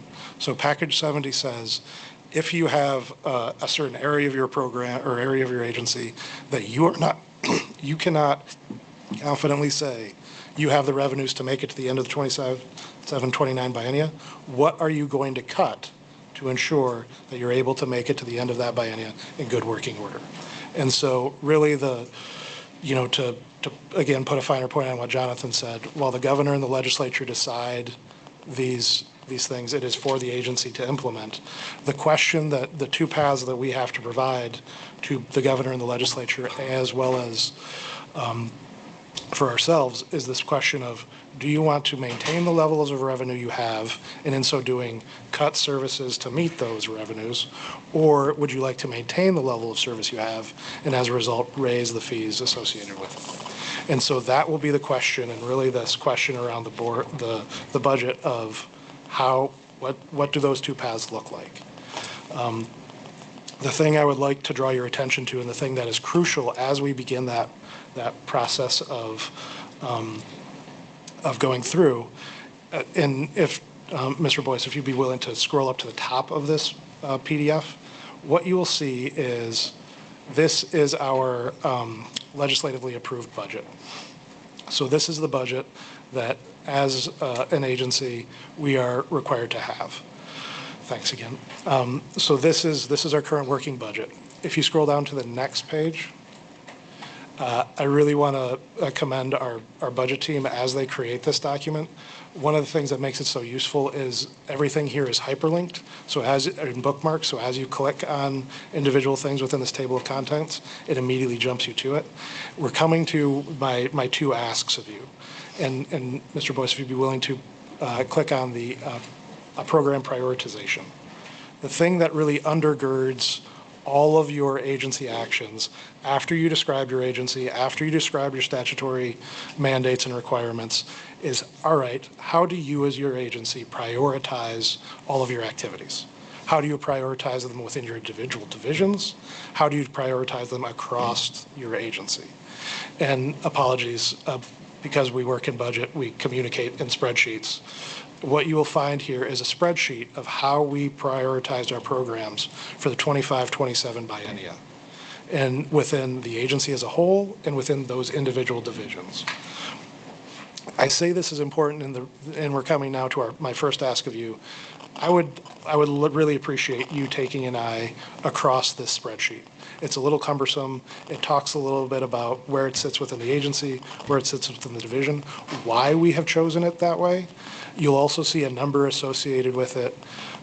There is a requirement within the budget context of like, what does it have something to do with public safety? Does it have something to do with public health? How does the agency previously kind of think about this moving forward? The budget should be a living document and really a planning document. And so as we think about this, as we move through this, would really appreciate any input you have about changes, moving up, moving down, individual programs, things you think are misaligned within the program prioritization. As you are talking to folks out in your communities, would really appreciate them taking a look at this and providing any input that they may have as we talk about this. Because this is really the thing that starts that conversation. As we move forward, and I certainly appreciate our LFO colleagues being able to be here today. Our LFO colleagues, while they also oversee our budget, they also oversee up to a half a dozen other agency budgets.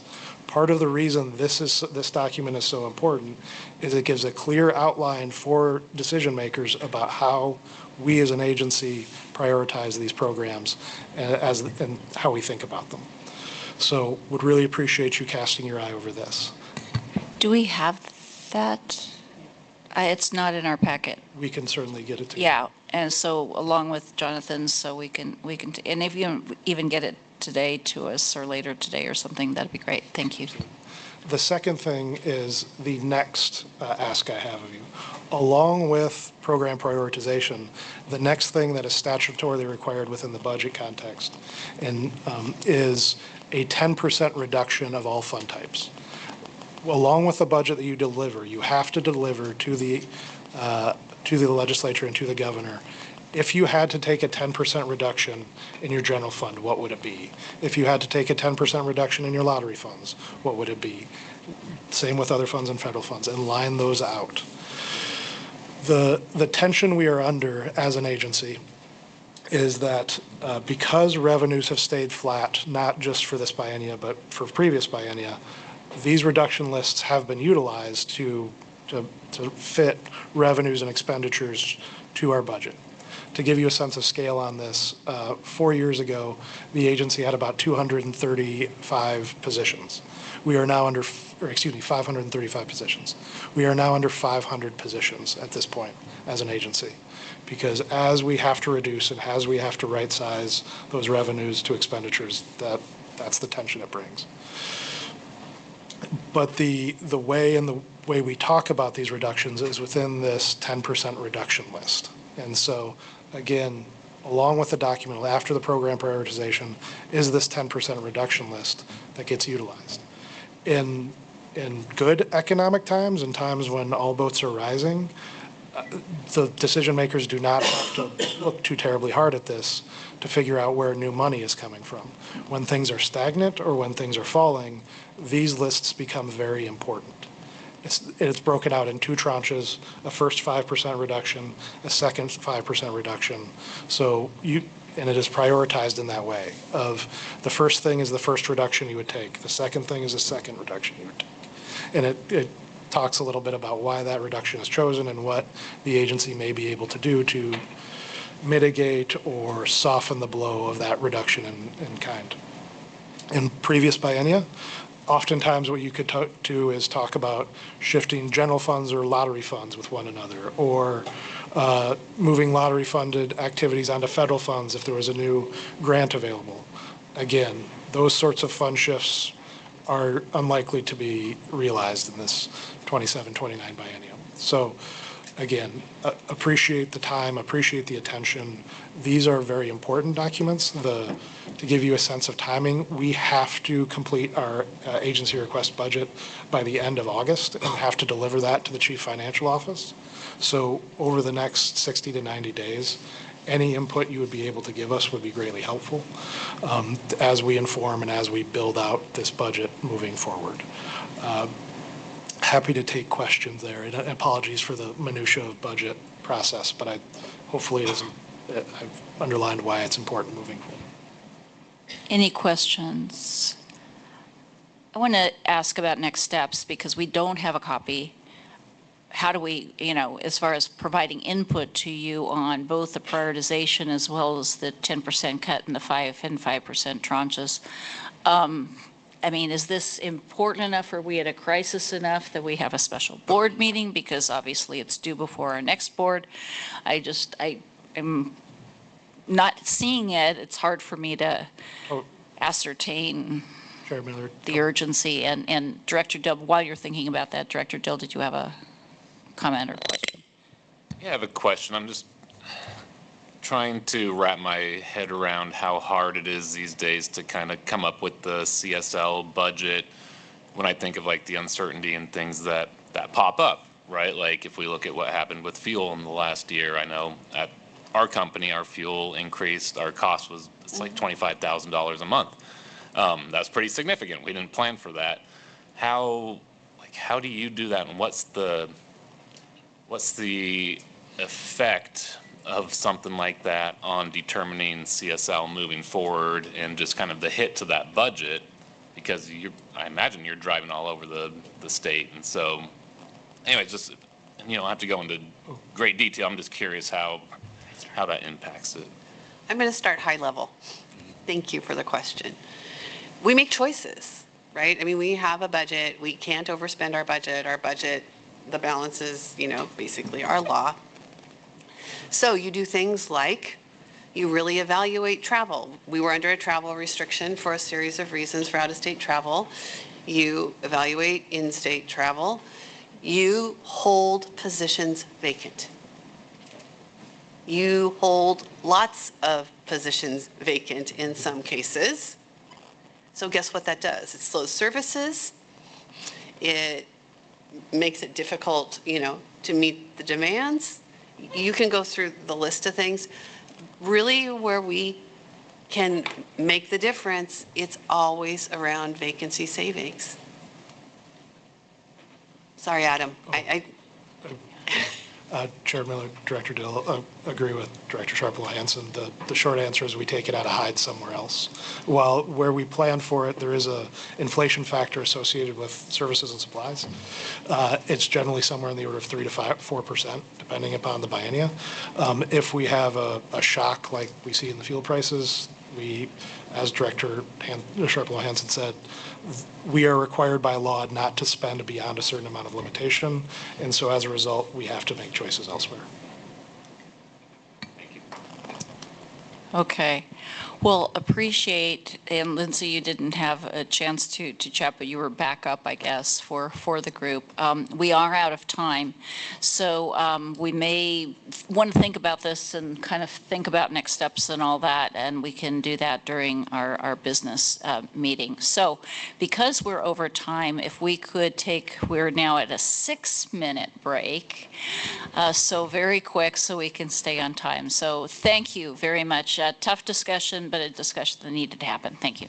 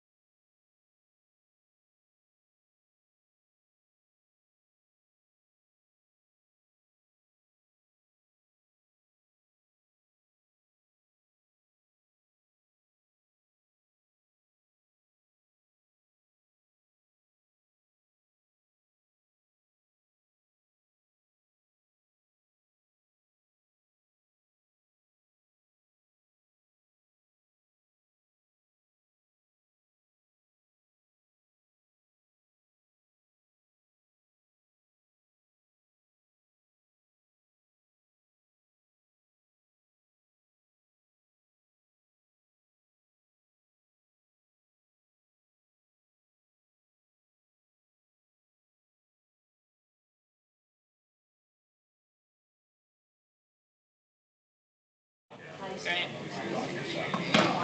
that's getting. Ooh, it's cold right here. You want to move? It's like you got to figure out where the.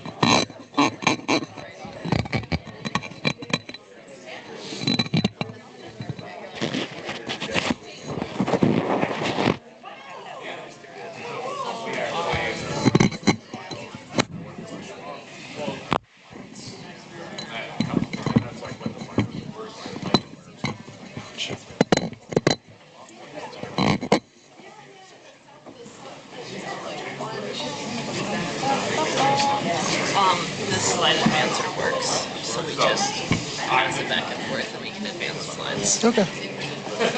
Yeah, I was just like, I wonder if we'll be able to see everything. So like, I'll throw this in front just in case, but. Yeah. Well, because mainly we can for- look at our notes on this one, which is nice. Yeah, I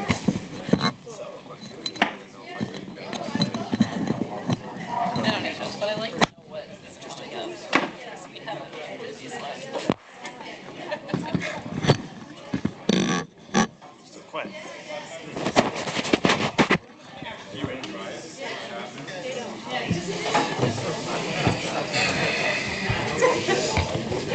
All right, we're going to get started again.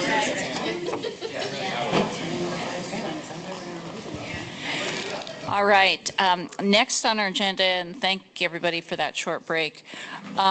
Next will be the ODA's Ag Water Quality Program.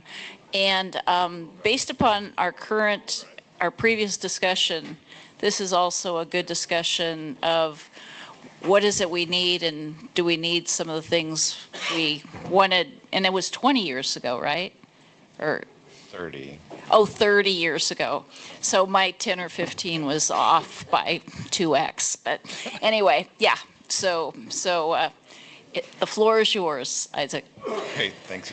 Thank you, Chair Miller, members of the board. Thanks for having us today. We're really excited to be here and talk about the Ag Water Quality Program. You heard from the industry panel last night some really amazing stewardship work that is being done on the landscape. And the Water Quality Program is instrumental in a lot of that work across the state. And you'll hear today from the team about some of the progress that we've made and the impacts that we've had on the landscape. And that's really exciting, and just really happy to be associated with this program and all the amazing work that we continue to progress and do in this program over the last 30 years, and we continue to grow and mature it. So I'm not going to talk a lot. I'm going to hand it over to Kevin and Victoria to take it away. Thanks, Isaac. Good morning, Chair Miller, Director Sharpelo Hansen, and Board. My name is Kevin Fenn. I am the Ag Water Quality and Soil and Water Conservation District Program Manager. I've been with the program for over 18 years and started as a water quality specialist and then worked 10 years as our compliance lead. I've been managing the program for about 2.5 years. And Victoria is going to introduce herself in just a second, but when John started in the director's office, Victoria went over to John and said, we're going to get in front of the board. So this is our opportunity, and we're really thankful for that, to be able to be here and kind of just give an update on the work that we do and kind of show the progress we've had, because it's really impressive. Just real quickly, I wanted the water quality staff that are in the room to stand up.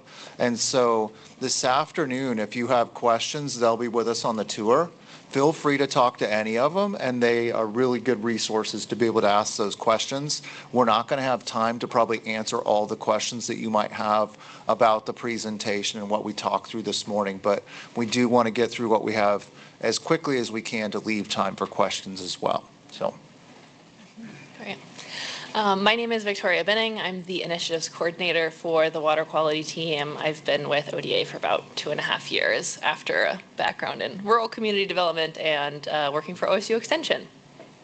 But we're very excited to speak with you all today about the water quality program, because we have been moving and grooving and doing a lot of really cool stuff in the last 3 or so years. So we're excited about the opportunity to share that with you all. We have fully taken on the zest of the ODA water quality, or the strategic plan, and we decided to make our own strategic plan based on the ODA plan to protect, promote, and prosper. So we're going to talk through some of the ways in which we are adopting that and what some of our milestones are. But primarily, we kind of want to introduce ourselves and say, this is what we do. These are our key initiatives. This is some of the progress that we're making across the state, both on our own and in collaboration with our SWCD partners and landowners. And lastly, we would love some feedback from you. You have in your board packets something like 19 Board of Ag reports that we've put together from ag water quality management areas from across the state. And as we go through the whole program, we would love to get some feedback from you on what is helpful, what would you like to know, what would better inform what the board is working on, and what would you like to know about water quality and what the program is up to. So let's dive into an overview. These are our fine folks who make up the Ag Water Quality Program. I'm a visual person, so you're going to see a lot of pictures throughout this presentation. But we have 7 regional water quality specialists who serve the state. They live and work in 7 different regions across the state. We have 3 full-time compliance staff, 1 GIS specialist who is a rock star, 5 team leads, and the expertise on our team ranges from monitoring to agronomy to restoration. We have a hydrogeologist, fish ecology, and a whole lot more. A lot of things are impacted by polluted water, and our program is essentially created to prevent and control pollution from agricultural activities. But we remind ourselves and landowners all the time about the importance of having clean water for recreation, for drinking, for livestock health, to prevent mortalities of our pets, to promote healthy fish habitat, to prevent harmful algal blooms. And we try really hard to focus on the fact that it's not just fish. You know, there's so much that water is connected to. And water quality matters a whole lot for agriculture. We heard yesterday about how important water quantity is, and I think we all know that quantity and quality are intrinsically linked. You cannot separate the two. And the quality of the water matters so much for ag, as I'm sure is readily evident, because rural residents, farmers and ranchers, use water for drinking water for themselves, for livestock. It's important for animal health. We've heard a lot from ranchers across the state about the importance of clean drinking water for their calves. It's important for irrigation system efficiency and functionality, not having to clear out those irrigation systems. It's important for food safety and soil health, and importantly, low flows concentrate pollutants. So the connection to water quantity is very real. And common sources of poor water quality from ag, it's not just ag, obviously, but our water quality program focuses on agricultural sources of pollution. Primarily, these are soil erosion, manure runoff, over application of fertilizer, not enough stream-side vegetation or buffer, and then unrestricted livestock access. You can see some friends there in the picture who have been fenced into a riparian area, and that riparian area looks like chocolate pudding. All right, thanks, Victoria. I just want to give a brief history of our program, and then we're going to go into some of the different initiatives from our strategic plan so you can see the work that we have been doing over the last, it's actually 6 years that we're able to report on. Originally, the water quality issues really stem from the Federal Clean Water Act, and what that was set to do was to make the waters fishable, swimmable, and drinkable. And in that delegated the Water Quality Authority to Oregon Department of Environmental Quality in the state of Oregon. Our program and the Agricultural Water Quality Management Act was passed in 1993 and with an additional Senate bill in 1995. What those did was set in place that we would have a program for the prevention and control of pollution from agricultural activities. Agricultural activities is not defined. We did define it in the new rules for our lower Umatilla Basin groundwater management area, so that helps. And then the second piece is we regulate farming practices, and our plans and rules combined are intended to meet water quality standards that are set by the Department of Environmental Quality. So there is a direct tie from our program to the Department of Environmental Quality. After the Agricultural Water Quality Management Act was passed, over the next 6 years, we had water quality planners that worked with local advisory committees and the soil and water conservation districts as our local management agency to write 38 different area plans that have 38 different sets of rules, so it can make it somewhat complicated in implementation of the program. In Oregon, the Department of Environmental Quality sets the water quality standards, and then when there is enough water quality sampling and there's impairments, they have what's called the 303D list. When water bodies get on the 303D list, DEQ is required to then write a total maximum daily load. I'll explain the total maximum daily loads more in a future slide. For the total maximum daily loads, the Department of Forestry and the Department of Agriculture act as what's called designated management agencies. So our role is to work with agriculture to ensure that we're meeting the water quality standards.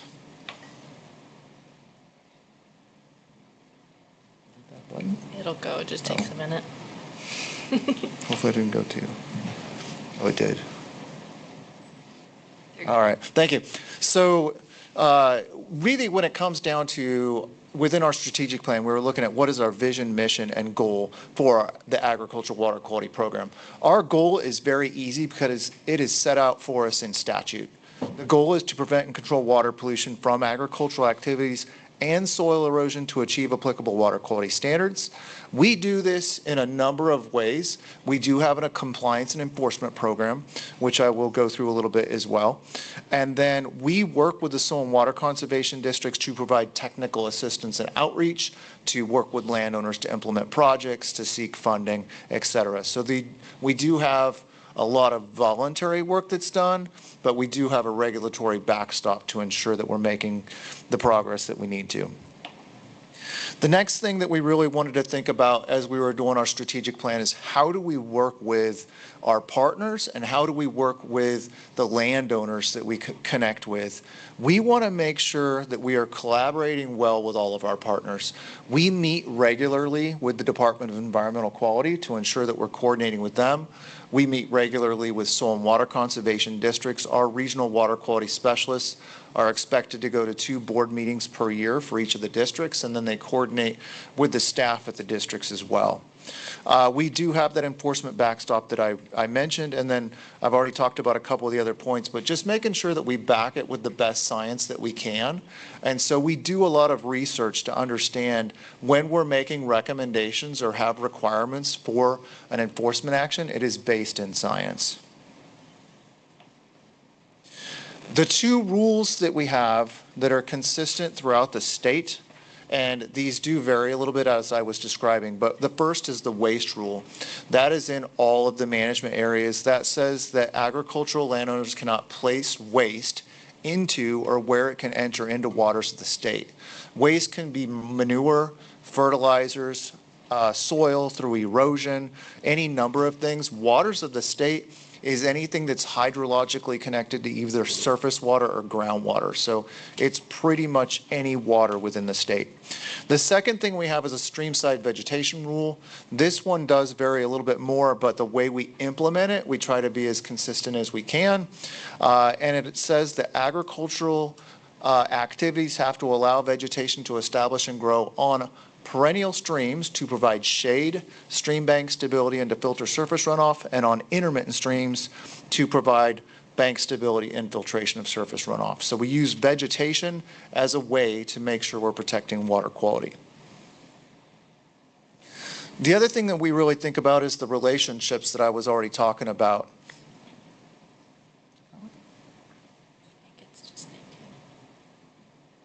There we go. So we do work with Department of Environmental Quality very closely, as I was describing, and then we work to make the agricultural specific rules and enforce those with the agricultural landowners. That Senate Bill 502 that was in 1995 specifically stated that Department of Agriculture is the only agency that will regulate farming practices for water quality. That even includes at the county level. So we make sure that we are the agency that does that. If there are concerns that come into Department of Environmental Quality, they forward them to us and we address them. The next thing is with soil and water conservation districts, we have a scope of work with each of the soil and water conservation districts for the work that they do. And we work with them very closely to make sure that that work is protective of water quality, and they do a wonderful job with the work that they do. So as was already mentioned earlier today, Executive Order 2526 about resilience to climate change, our program is very well poised to address this executive order. A lot of what we do is already seeking the dual missions of thriving agriculture and thriving environmental benefit. So our program promotes buffers, it promotes clean waterways. We're trying to work with farmers in ways that work for their operation and their goals. And so a lot of this establishing habitats and connectivity and cold water refugia, providing mitigations against flood and wildfire. A lot of what all of the vision of this executive order is a lot of the things that we're already working towards in our program. And so while we don't know yet what this is going to look like for our program, I think you'll hear as we're talking through what we do that we're well poised to address this with the things that we're already doing. So, our water quality initiatives. What do we actually do?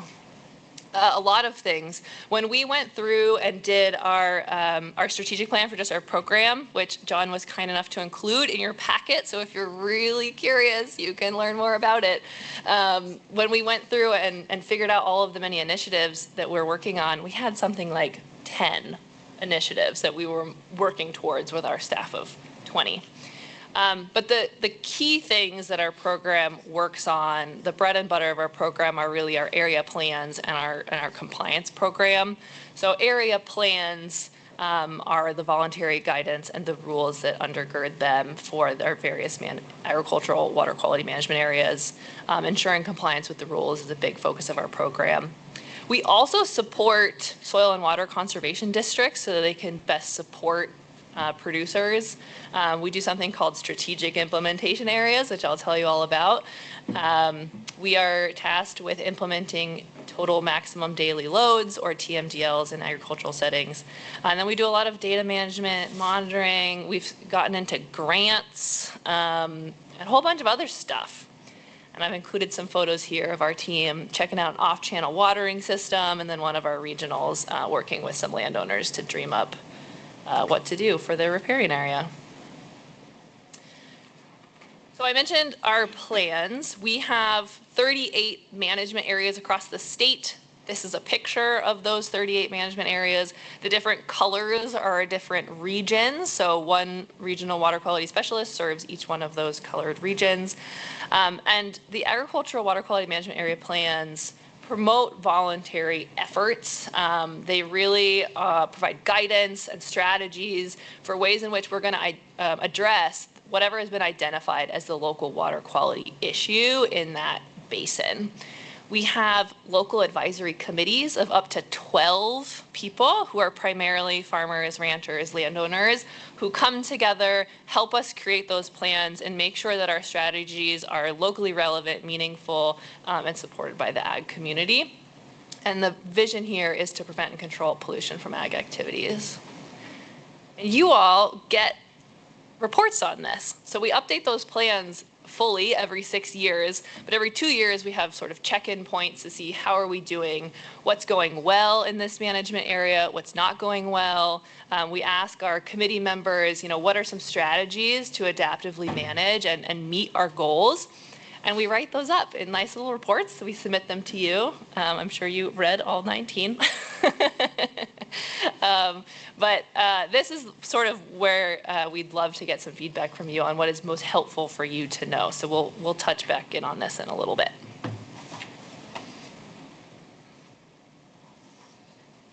All right. Compliance. I'm behind by one slide, so. What we want to do is talk about our compliance initiative just a bit and talk about how we work with landowners to ensure compliance.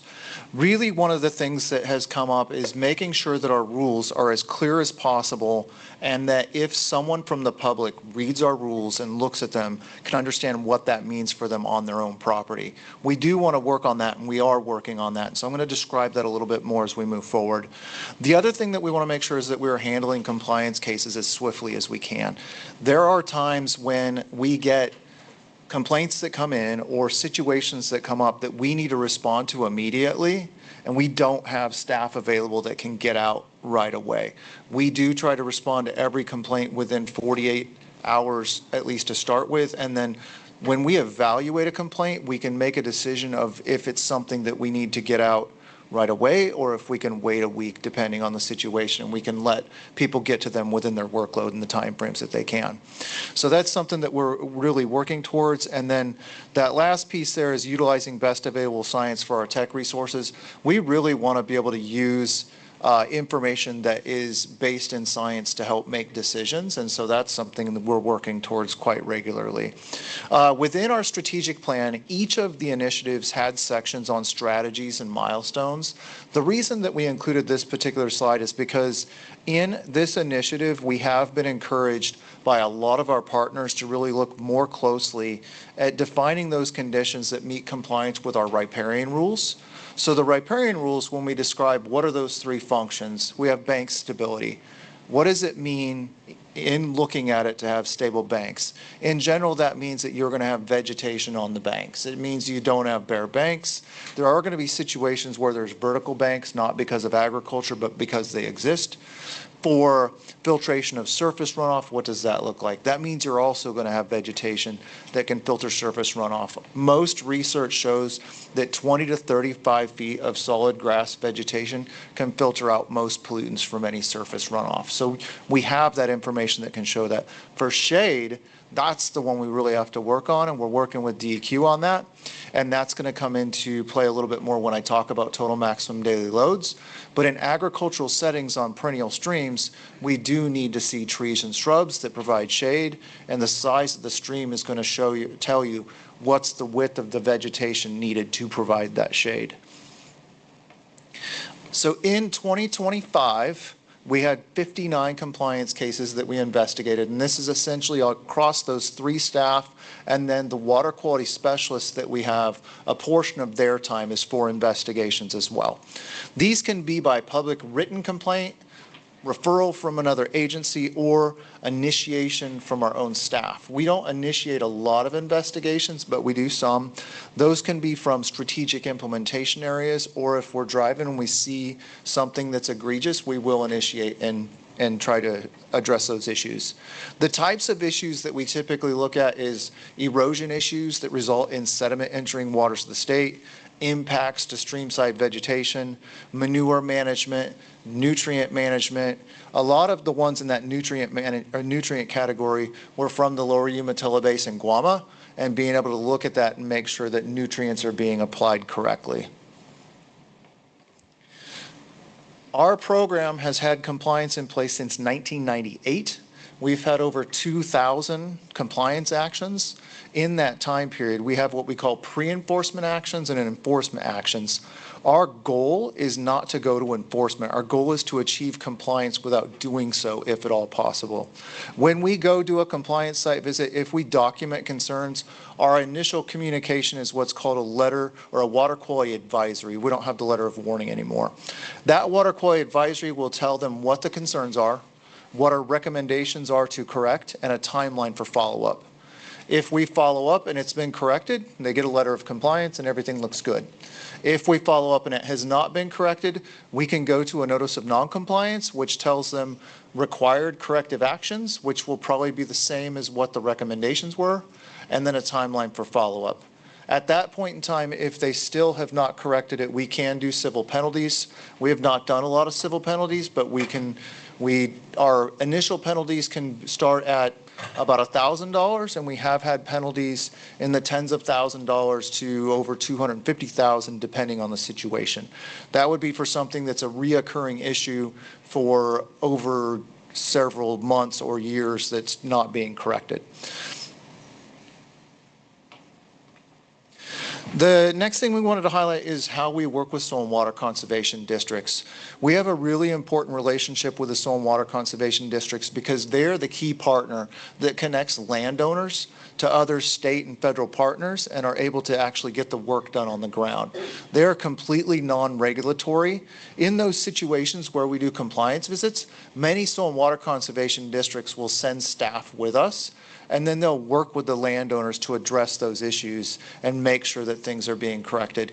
It's a really great way to work with landowners, and the soil and water conservation districts have the technical staff that are able to do that. It's a really, really great way to work with them. Some of those soil and water conservation districts have tax-based funding, and most of them have the funding through us and other granting resources, but all of them are doing really great work.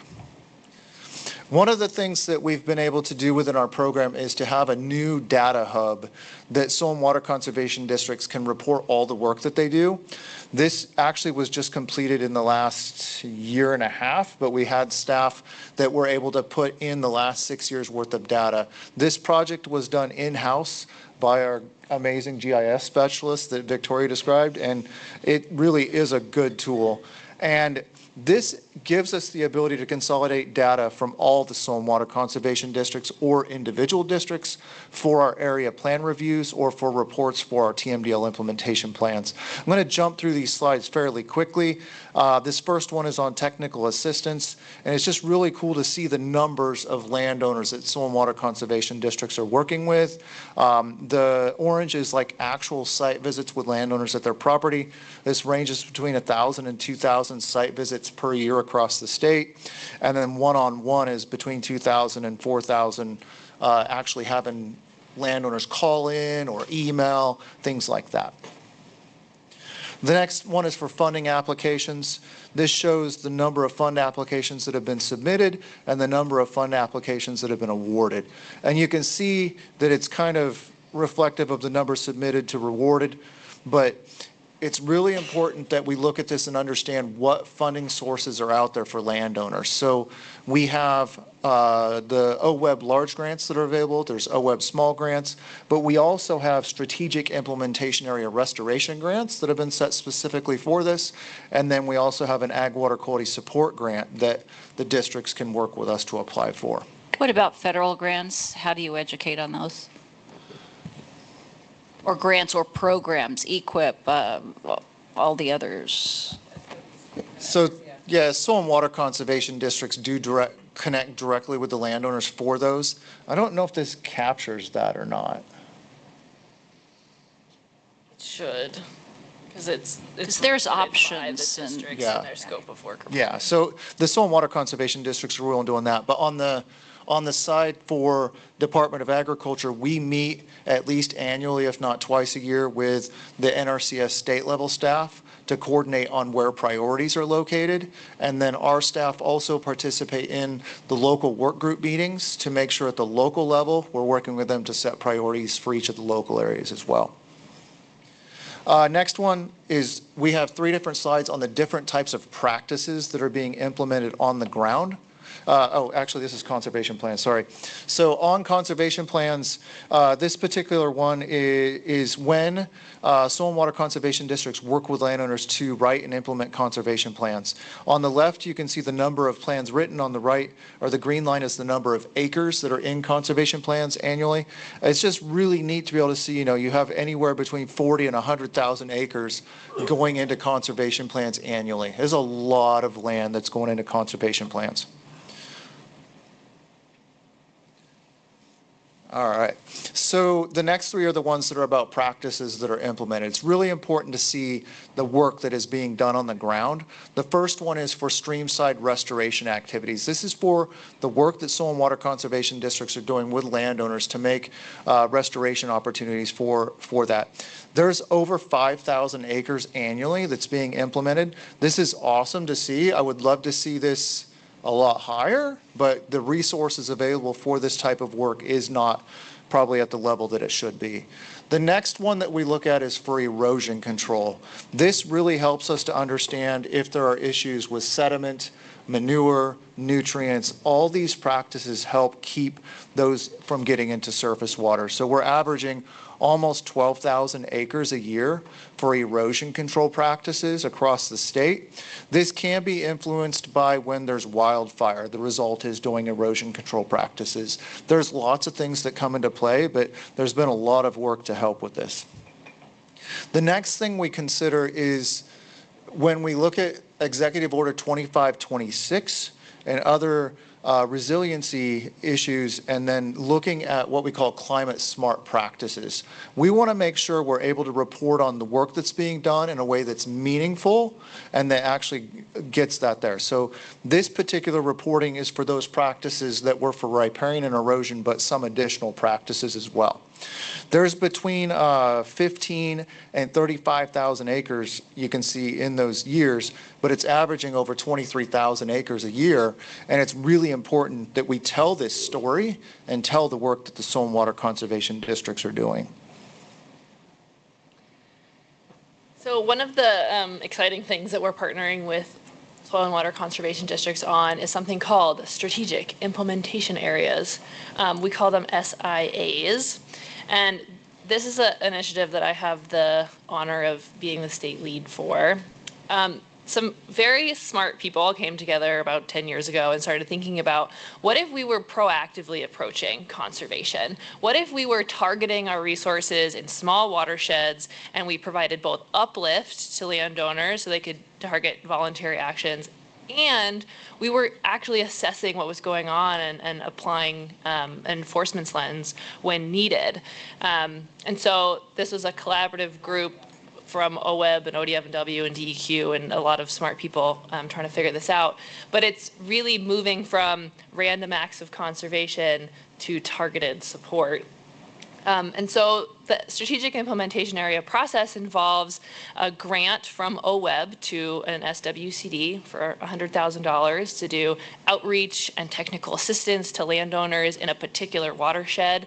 And it's supported by us to do an evaluation of that watershed to figure out through an aerial remote analysis and then ground truthing by a field evaluation, where are we seeing concerns? Where are we seeing possible opportunities for pollution to enter waterways? And so we've done 60 of these strategic implementation areas across the state so far. It's led to countless, well, not countless, I have some numbers for you.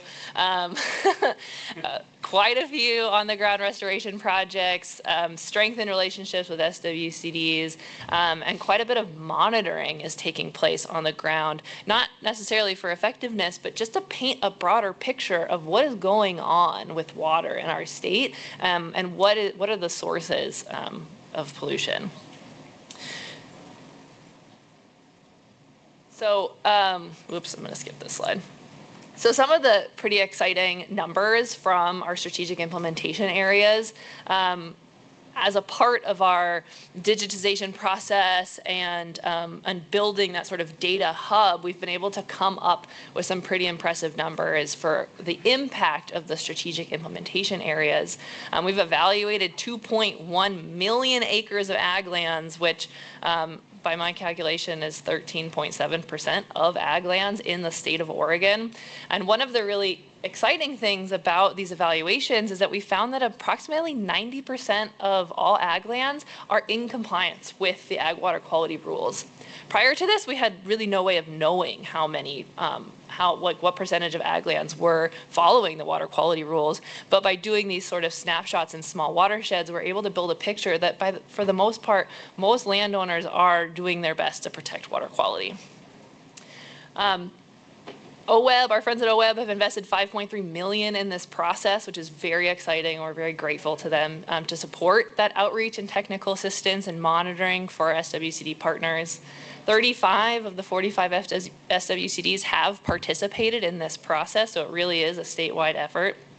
And we've been doing this for just over 10 years, so we're really starting to refine the process.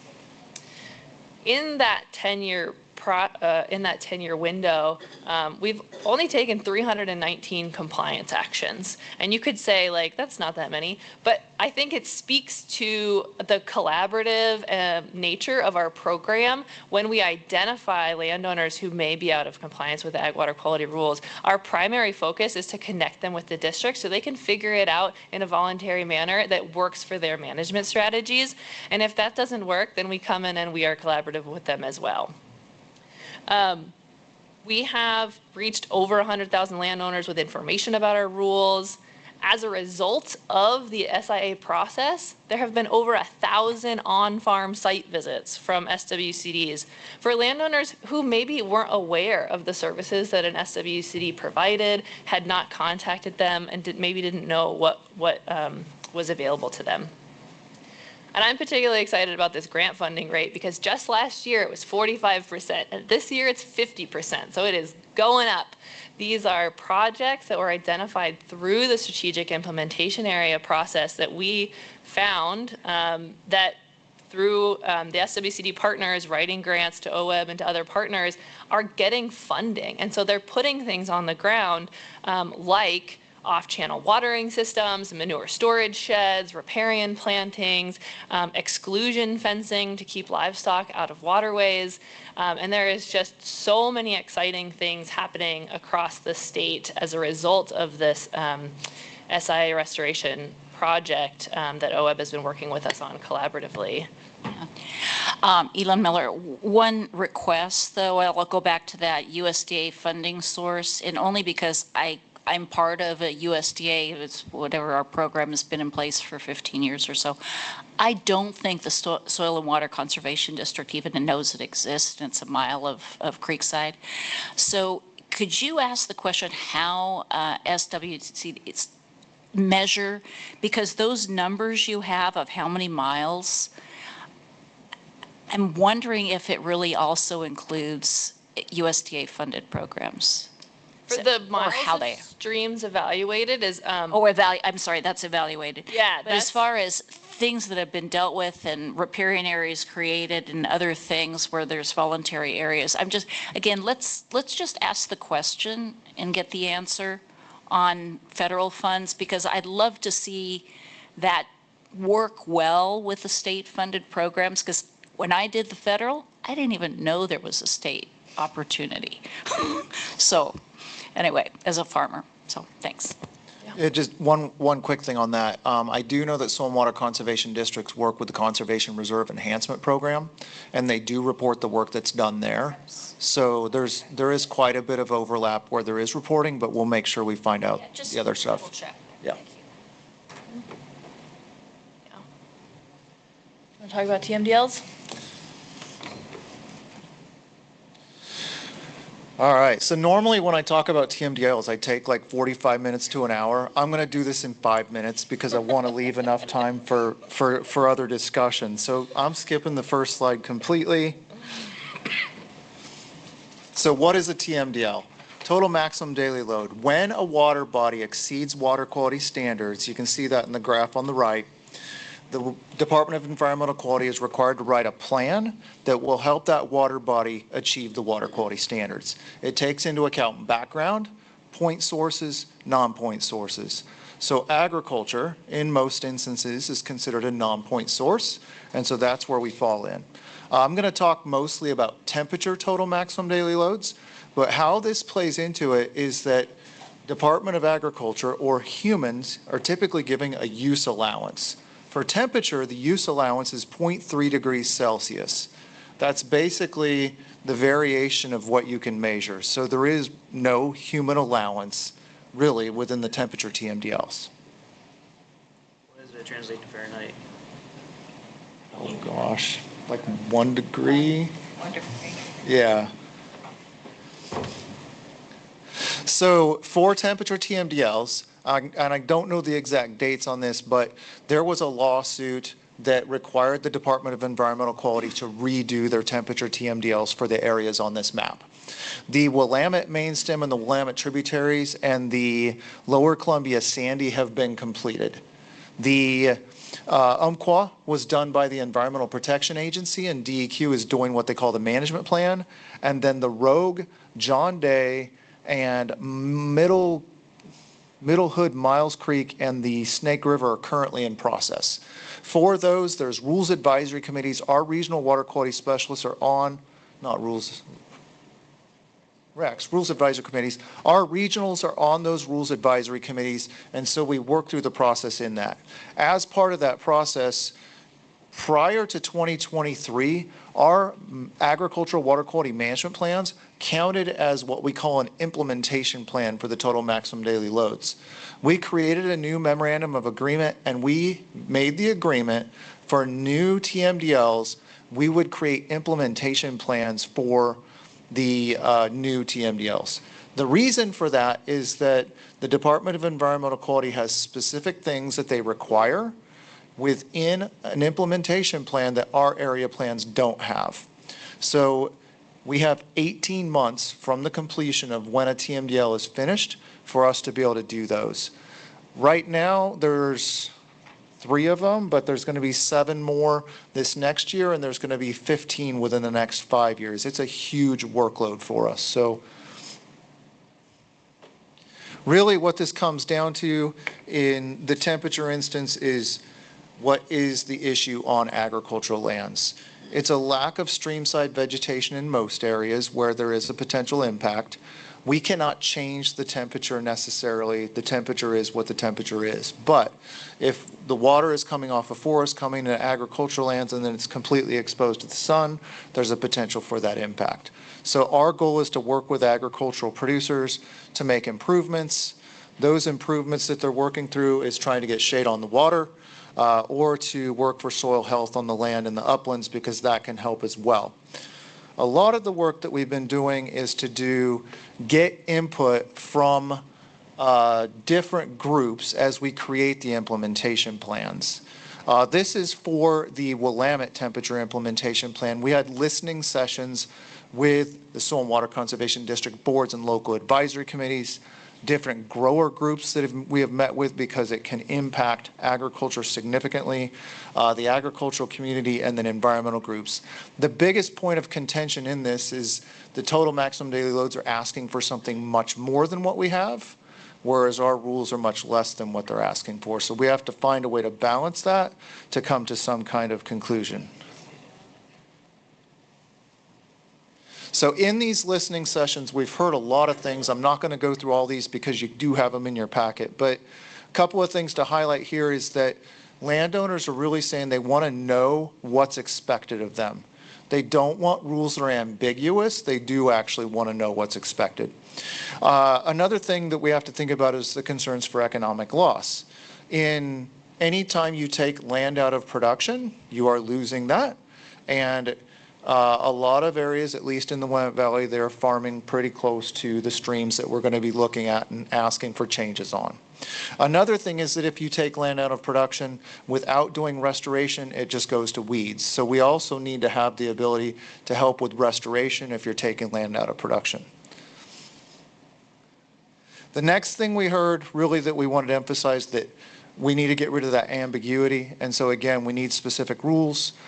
This was something that came up more on the conservation community side, but status quo may not be enough. So if we keep doing the same thing, we might not get to where we need to be. All right. So what I wanted to do, we've got about 18 minutes, is really think about what we report to the Board of Agriculture is in rule. This is what we are required to report currently.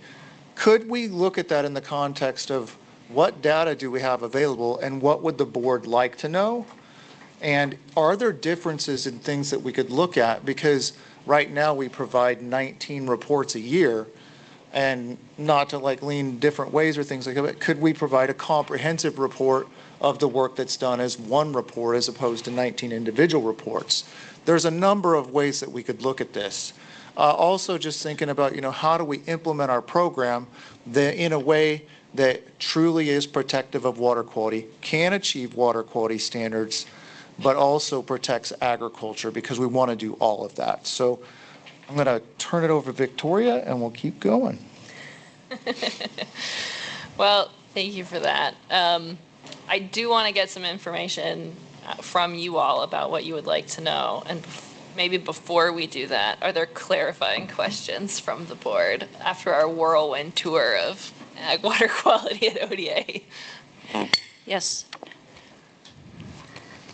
So I think I know the answer to this, but just to clarify, the reports that you're including within our packet would not be produced but for a requirement in the rules that says you shall create a report to produce to the board, or at least they wouldn't be in this form necessarily. But let's separate your slides from this form. The slides you presented to us is or is not the report? These slides are not the report. Right. So, Correct. okay, so it's that upfront piece, everybody. Okay, just so we're all clear on that. So Okay. we have the Board of Ag reports that are 2 pages each. That is what's required of us currently to report to the Board of Agriculture from the area plan review process. It's been set in place like that for close to 30 years. And so in my opinion, being with the program for as long as I have, I feel like we're at this stage of like maturing to do something slightly different. And so that's what I'm really looking to get input on. Yeah. So again, just to be clear as mud, the page 1 of 5 under our agenda is the report? Or just the individuals? I thought there was a summary too. It's the summaries only? I thought That's there was a what's summary required. sheet too. Yeah. I have a screenshot up of what those reports look like. Okay, it's only those and not the summary you created, which the summary was kind of helpful. Yeah. That's not required. That was just because I thought it would be nice. Okay, thank you. Thank you for that clarification. Yes, Dean Simonich. Stacy Simonich, Dean of College of Ag Sciences. So so it sounds like this is additional work for you to do this, and we've been talking cost savings, et cetera. Are there other forms of this data that you already produce for other agencies that might satisfy our need? The only other reports that we're required, I'm trying to think, we have a non-point report that we do with Department of Environmental Quality, and then we have our compliance report that we do annually. The reports that I think that would be really helpful is just annually looking at the initiatives that we have and being able to report on the progress related to those initiatives. It's something that we want to do. We do have the key performance measures that we have as well that we report to the legislature. We're considering ways to look at those that would be more reflective of our work as well. And then and then we have a process management system that we use internally that has different metrics that we take into account for the compliance work that we do, but we don't have a lot of required reports. Yes. So I found today's presentation really helpful. I think the few pages of summary were super helpful. I guess from my perspective, the idea of creating reports just to go in the board packet, especially given resource constraints, budget constraints, is not the best use of time and resources. And, I appreciate the response already that, as an agency with this program and with every other program, you are establishing goals, you are looking back to see where you are at achieving them, you're prioritizing. And so providing some sort of periodic feedback to the board, like in a presentation like this or some other fashion that's in a summary, seems to make much more sense in that it aligns with how you're implementing the program as opposed to just creating a report to comply with a line of OARs from 30 years ago. Yes, Director Hansen. As a historian in the room. Yeah, why was this No, I think I know why it was. It was created back with the program. This is a streamlined version of this that we did, I don't know, 6, 8 years ago, going from, they were All lengthy. 38. All 38 had very lengthy reports. So this is like the streamlined version. So I'm excited that we're talking about this again, because if we can find another tool, I was thinking a dashboard that we could report out on, or something like that. It's time that could go back into more outreach, more compliance, more bringing things along on the ground. So this is like another evolution in the maturity of the program, another evolution in terms of how we look at communicating and how we allocate staff time. Yes, Director Zielinski. Josh Zielinski. I had a lot of questions during the summary that the kind of what you guys have been up to. And in the report are a lot of the answers. So I kind of like it. Like, I was curious, where are the CIAs? Where's, all this work being done? What areas are affected by what? And here it all is. So, like, it's interesting. And, you guys know it because you're in it every day, but I hadn't, yeah, okay, there was a fire here, so that's probably affecting, John Day or something, but it's kind of got a lot of numbers. It's pretty interesting. I kindly disagree with Director Zielinski. Just from the standpoint, to me, reports need to be really useful to change direction, to highlight priorities, highlight concern areas. Some of that does, but I'm wondering some of the widgets, how many people attended meetings or whatever. I think looking at the priority issues and areas in water quality in this state from an environmental concern and DEQ's priorities, et cetera, and being able to say, are we making progress? What are the outcomes? What progress are we making is really something that I think would be more beneficial. But there definitely are things in the reports, as Josh outlines, that is that. But maybe and again, we didn't get all 38, because I think you do kind of a rotation every other year or whatever. So if instead we could be looking at some sort of useful summarization from a management standpoint, from an oversight standpoint, and I don't know if we can prescribe to you exactly, but I will say for your slides, which a good point, we need some probably questions on the slides that you presented. Probably the best I have ever seen an explanation of an exceedingly complicated area with federal and state interface with water quality and how that works. So well done to give us some background on what's important. So Been working on it a while. Can I just jump in really quick, Kevin? Yeah. I would say like all of the details that are in these Board of Health reports that come to you every 2 years for each area, the details you're looking for are in the area plan itself. So whether this, if this changes for the more frequent report, you can get that nitty gritty in the big documents every 6 years. Okay. All right. Can I add something? I've been with ODA for 15 years, and I've been in the Ag Water Quality Program for 10, and I work in very, very rural areas where the agricultural landowners feel very disconnected from what's happening on the state level. So I would say when we do meet every other year with those local advisory committees, the thing that they are looking most forward to is telling me what their concerns are, so I can put it in that Board of Ag report and report it to the director of ODA and you guys. That's important. Absolutely. Yeah. And I think we can summarize those, I didn't see your summary sheet.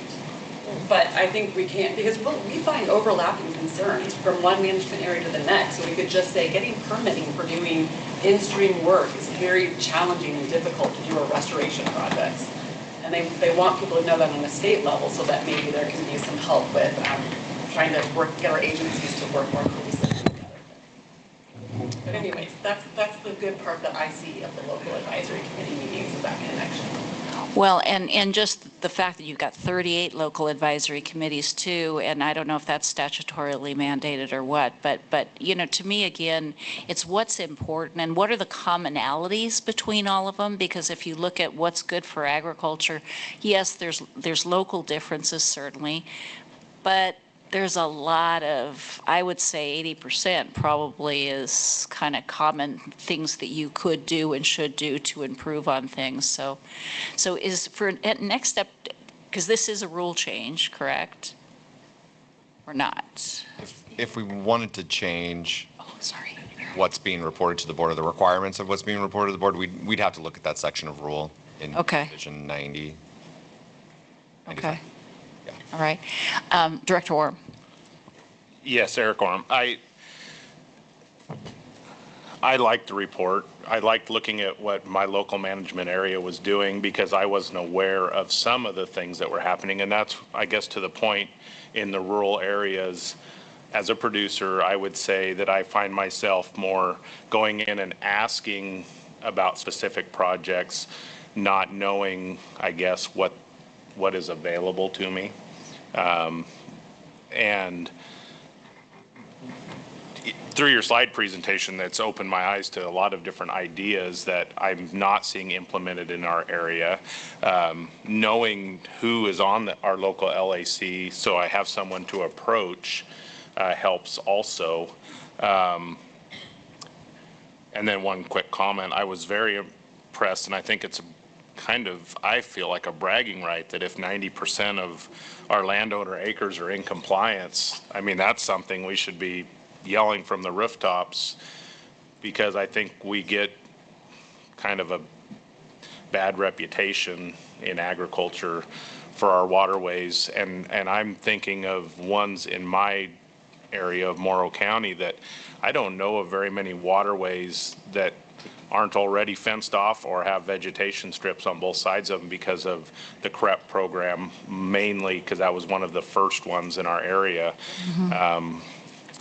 But yeah, I think we're on the right track. So I think the public outreach part is, and whether it falls more on the LAC members or the local soil and water, I think knowing what's available to us, because call what you like, these projects are expensive.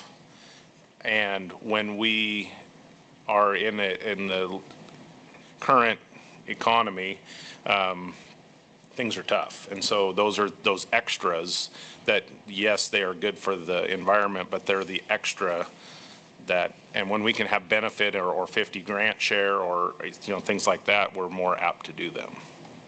So anyways, thank you. Well, we obviously have, Barbara, did you? I'm sorry. Yes, Barbara. yes, thank you. Barbara Boyer. So this has been my life for the last 24 years, being part of the Conservation District, and I've been with the SIA process since day one. And this slideshow is amazing to see how far things have come. I have one question about going to one report on the LACs. If one report was given, would there be a drill down if somebody wanted to know about just their area? Do you envision that? Yeah, for what I was envisioning was it would still include information on compliance at the local management area, on practice implementation at the local area. So it will still have that information for local areas. Most of what I'm considering is, like we were saying, not including who went to the meeting, how many meetings were there, and then having a good summary up front, and then success stories, because we want to show that. But really, and then what I really want to have over time is a biennial report, so it's the full picture of all 38 as opposed to 19 at a time. So my goal would be to have a program biennial report that includes management area specific information. Okay, thank you. And knowing the workload coming ahead with TMDLs, the LA seem they seem a little redundant to me, and they have for a long time, because I feel like a lot of this is captured in the scope of work.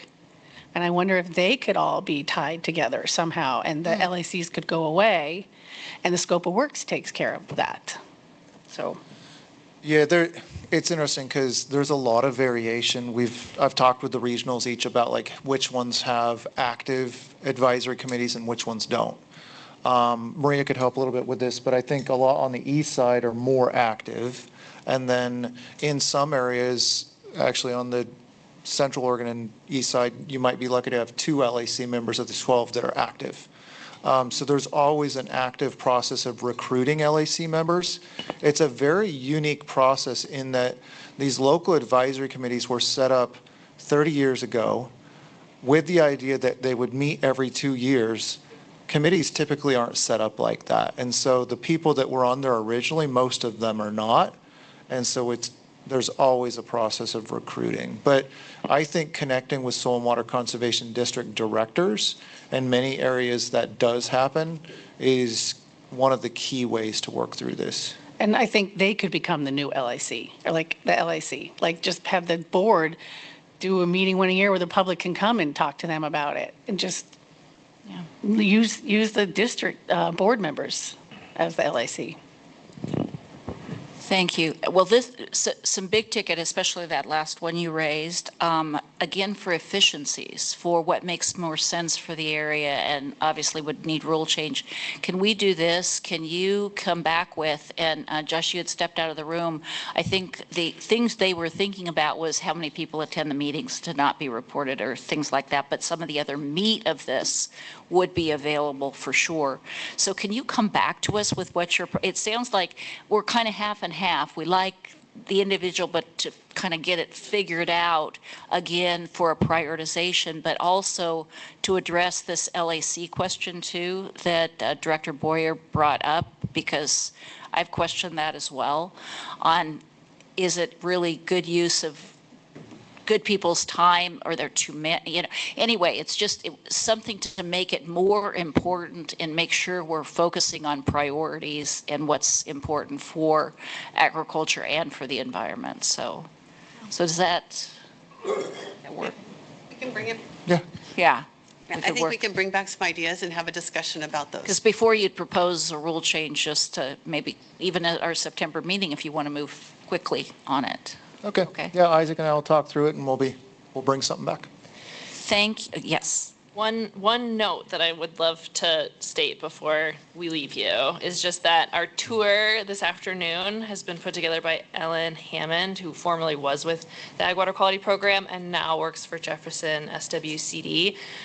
Many of the things that we talked about, Nina Caldwell and Ellen Hammond will go over again, but practically, and you'll get to see it. And if you are excited about strategic implementation areas, the seed plant is on the boundary line between 2 different strategic implementation areas. So if you have practical questions about those, I encourage you to ask Nina and Ellen this afternoon. Excellent. Again, phenomenal report. Very, very well done. So thank you. Thank you. Thank you. Appreciate it. All right, next item, we'll hear on the Integrated Water Resource Strategy. Okay, Nick, I'm going to completely botch this. Sirovatka. Correct. Woo-hoo. All right, Nick.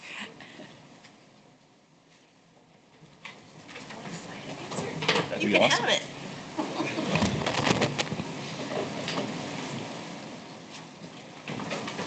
So as John's pulling up the slide deck, Nick Sirovatka, I am the IWRS coordinator for ODA.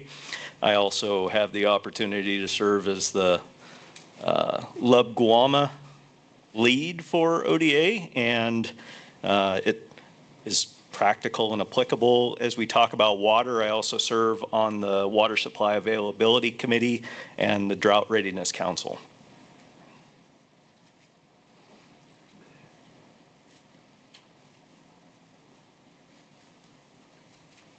So as we think about water in Oregon, think about agriculture and water in Oregon. Do I need to swap computers? Yeah, you can drive. Awesome, thank you. Agriculture is a heavy user of water resources in Oregon, and we are, as agriculturalists, good stewards of the water system. But as we think about how all of the different agencies that touch water, interact with water across the state, interact with each other, we need to make sure that we're doing and having conversations so that we are all aware of what's going on, how it's being addressed within our separate agencies. I said I serve as or on the Drought Readiness Council. This is a pretty significant year, and I apologize for not being here yesterday. Sounds like you talked about water availability last night. I had a FFA alumni meeting that we were talking budgets and I couldn't miss, but this is going to be a tough year for water supply, water availability. The integrated water resource strategy really does allow ODA to participate in those conversations about what water is available and how it's going to be managed. The clicker didn't work. Is it still on? Yes. We advance. How about that? All right, so the Oregon IWRS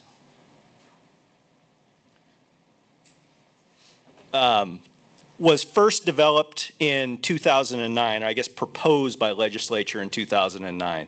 In 2012, the first iteration of the IWRS was published, and then in 2017, the second iteration of it.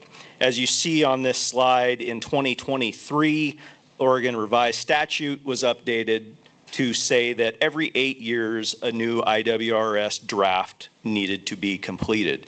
That was just completed in 2025. I believe the Water OWRD's commission approved that in September of 2025, and we have been operating within the work plan that we developed since that point. ODA has done a good job addressing work plan tasks, and one of the first things that we were actually able to mark as completed within that work plan task was passing the LUB-GWAMA rules that actually just were published in March 13th, I believe, of 2026. So we're pretty proud of that, and it was a good accomplishment to be able to mark off on our IWRS responsibilities, saying, hey, we got this done. So as you can imagine, there's lots of different fingers touching and dealing with water resources in Oregon. If you look at this slide, you'll see 14 different departments that have a touch and a control of something to do with water resources in Oregon.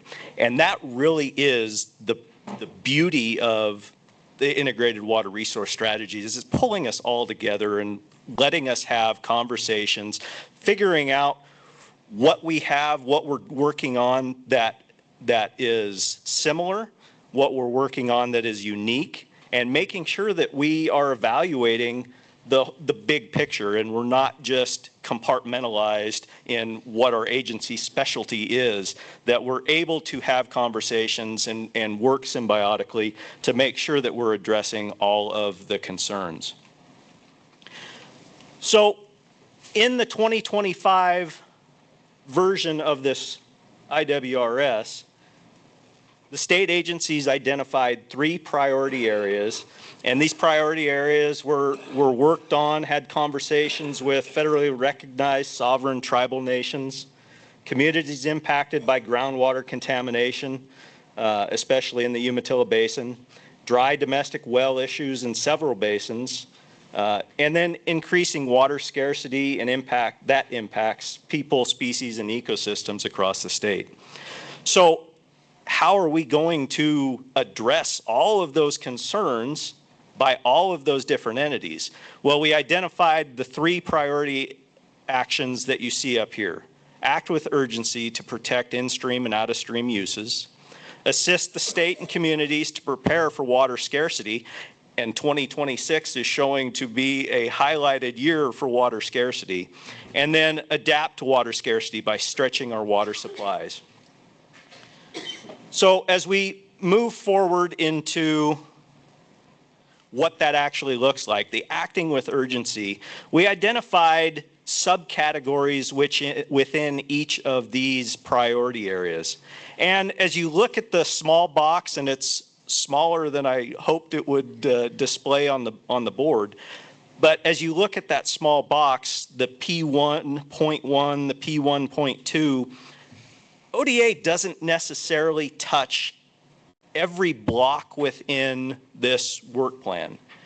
We have specialties. We have things that we're good at. We have things that we need to be responsible for. That doesn't mean we need to tiptoe into other agencies' responsibilities. So as we work through this, and I will show at the end of this, or towards the end of this presentation, some of the work tasks that we have. Even though we have priority areas, it doesn't mean that ODA touches each one of those priority areas.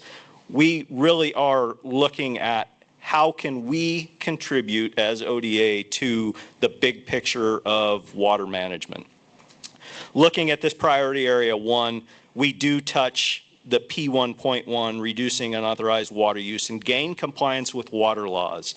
As we just heard from my colleagues at the table, gaining compliance and working with landowners is a big part of the water quality program's responsibilities, and something that we are pleased to do because we get out and interact with producers on the ground and maybe provide opportunities for improvement that they hadn't thought about yet. The second priority area is assist the state and communities to prepare for water scarcity.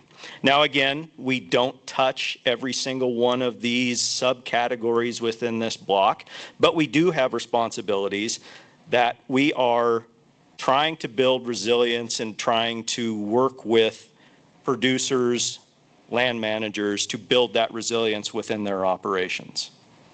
Adapting to water scarcity, if we look at Executive Order 2526, addressing water scarcity is going to be something that unfortunately Oregonians are going to need to pay attention to. I won't put language into anybody's mouth, but you know, it's something that is becoming quickly a reality, that water supplies are not as robust as we had once seen them, and making sure that managements across all scopes of agriculture tie into how do we best manage our water supplies that are allocated towards agricultural production.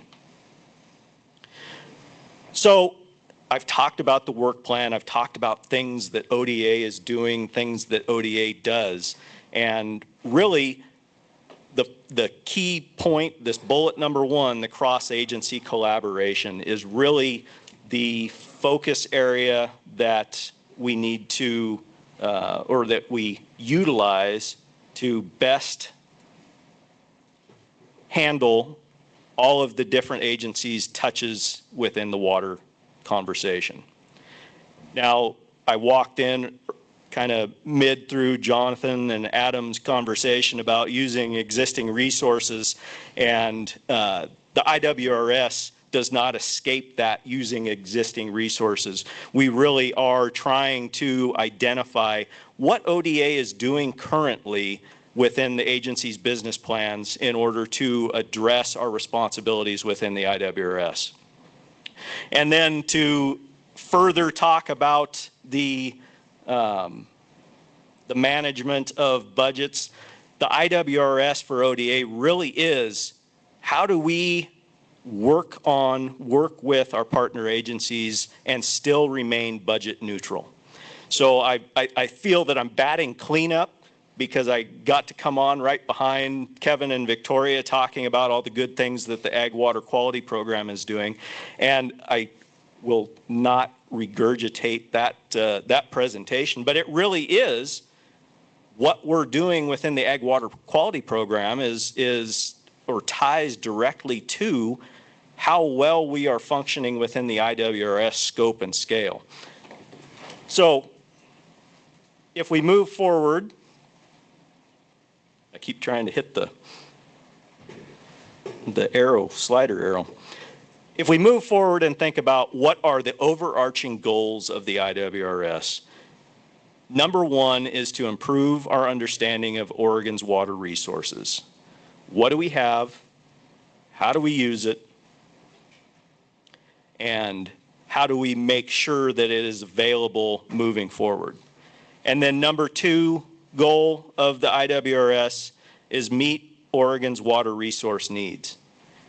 We're not changing our needs of water. Everybody wants it, everybody needs it, but we have less that we can allocate. And so how do we address that changing need is terribly important for the state. Now this really turned out small.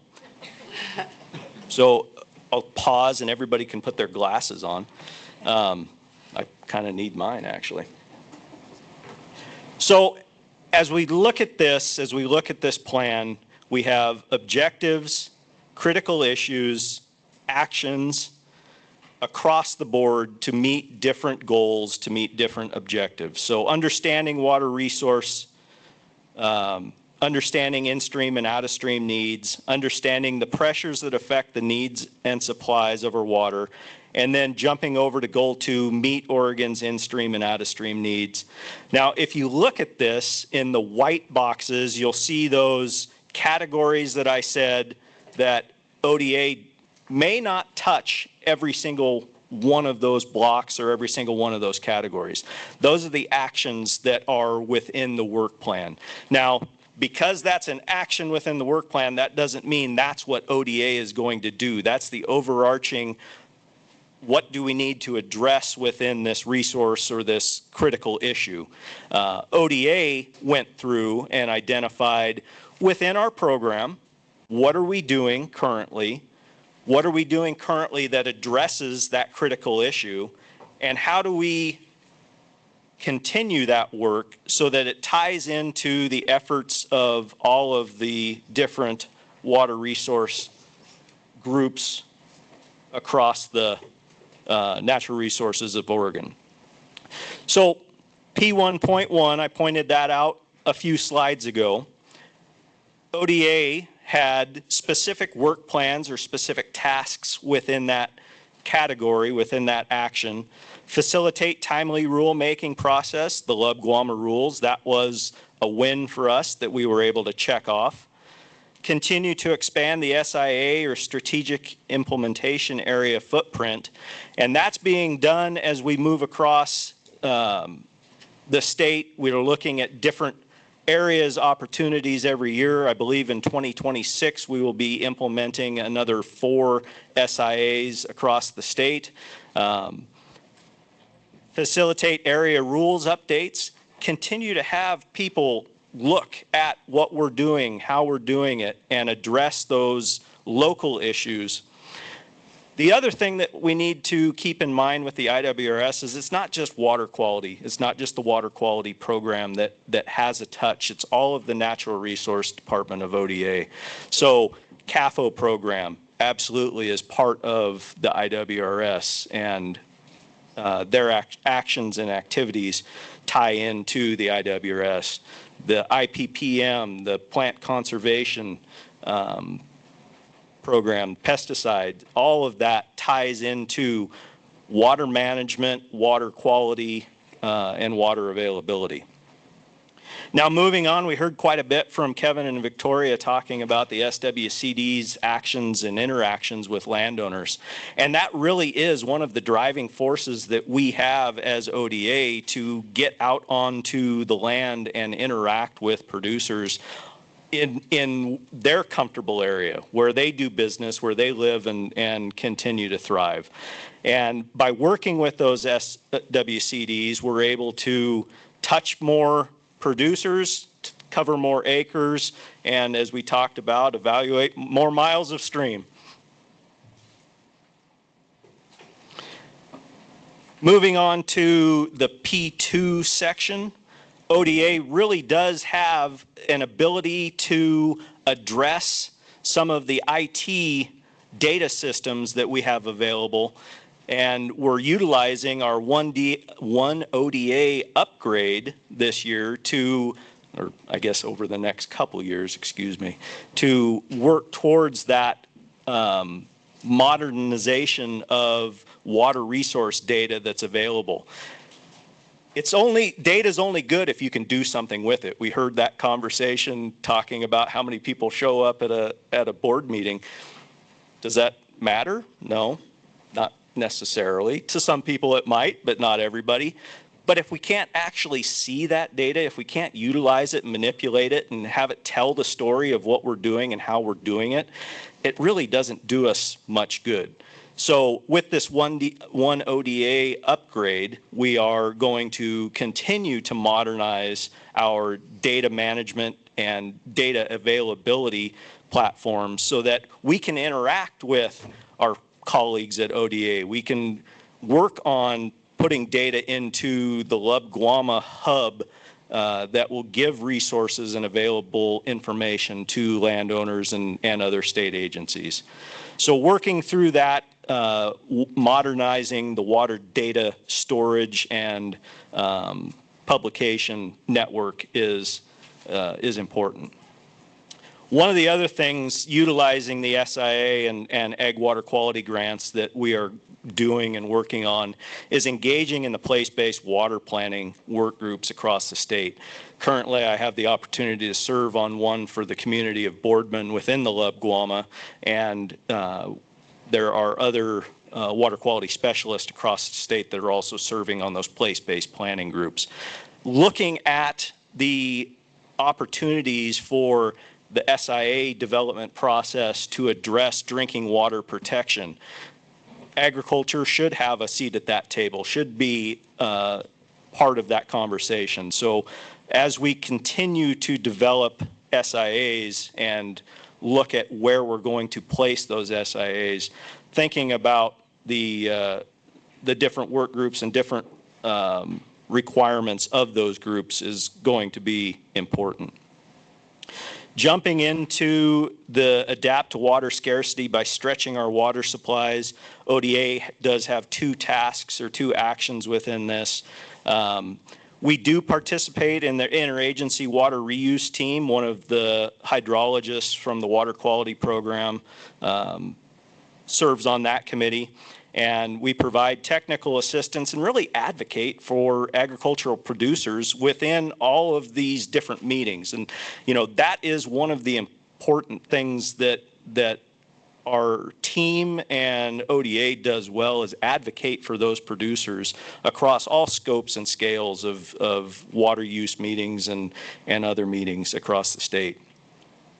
One of the things that we are working on and doing, I think, a good job is expanding our efforts to contact, get in front of producers across the state, be it through working with SWCDs, be it through attending NRCS local work group meetings, hosting other events, attending county fairs. In the LUB-GWAMA, we set up a table at the county fair and talk to producers about what they're doing and how they're doing it and how ODA can help. But expanding our ability to interact with those producers is one of the priority tasks that ODA has identified that we can do, we can work on, and really should be one of our major goals, is interacting with the producers that we serve. It's taxpayers' dollars that are getting us there, so let's be an advocate and be a support system for those taxpayers as they come and interact with us. So that was a recap of the first work plan of the 2025 IWRS. As we look forward,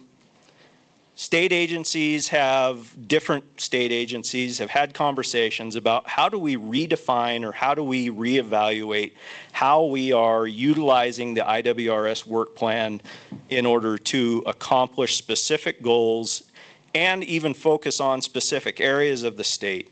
Now, as we think about focusing on the specific areas of the state, we're not moving away from all of the work tasks, all of the ability to address the entire state. through ODA's action.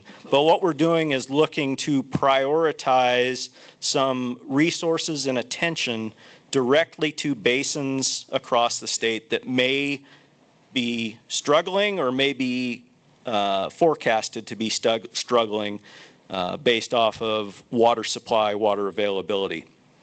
So the directors of the different natural resource agencies across the state came together and identified this list of basins that we're going to be focused on in the 27-29 work plan for the IWRS.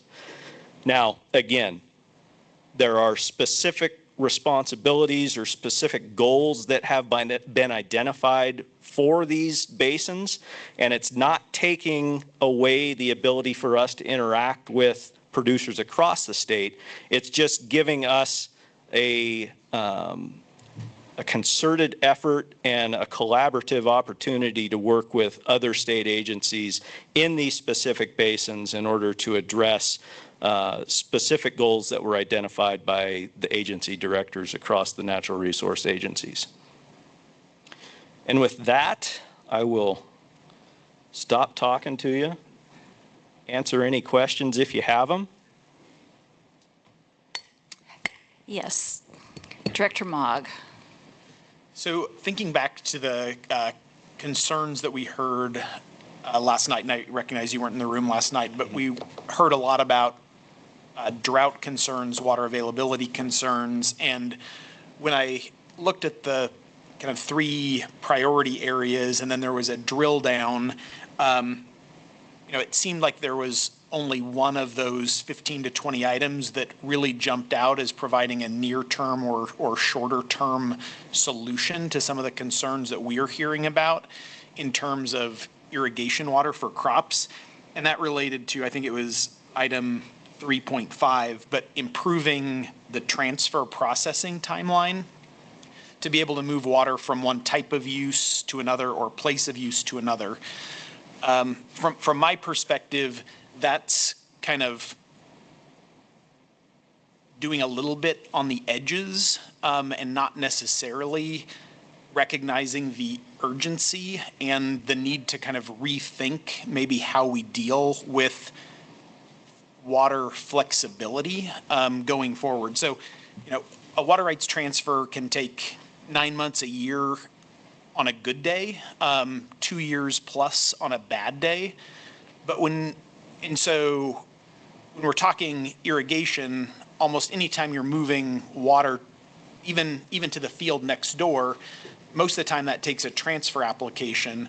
If we look at other water users, municipal water users can change where they put water anywhere within their service area without filing a transfer application. If we've got an industrial facility, they can change water use on site without filing a transfer application. There's a little bit more flexibility when it comes to transfers within an irrigation district, but we heard last night there are problems when you go from district to another district. And I guess my feedback, and to the extent that ODA is a voice at the table in these strategy conversations, I think there needs to be greater focus and greater priority on how we make the ability to use water for agriculture more flexible, and processing timelines for transfer applications isn't enough. We need to think about how we can make water availability or the water itself more flexible to get it from where it is to where it needs to be to a higher and better and more efficient use. Sure. And our ability to interact with WRD and our ability to advocate for producers, does contribute. I think does help with that. Obviously the responsibilities of that allocation does fall into WRD's realm of expertise. But being an advocate for agriculturalists and producers across the state absolutely is one of our roles, and I think one of the roles that we all take with great solemnness, that we understand what we're doing and why we're doing it in order to continue to sustain agriculture across the state. So your points were well received. Thank you. Yes, Director Orm. Yeah, thanks, Nick, for speaking today.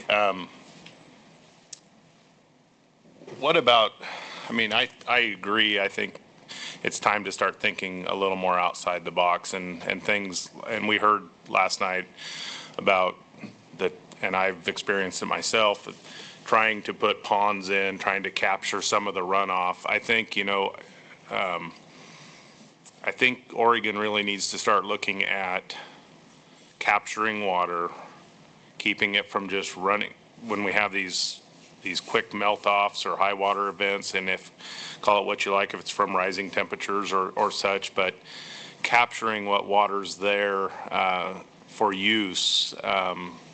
It's troubling to just watch it go down the creeks.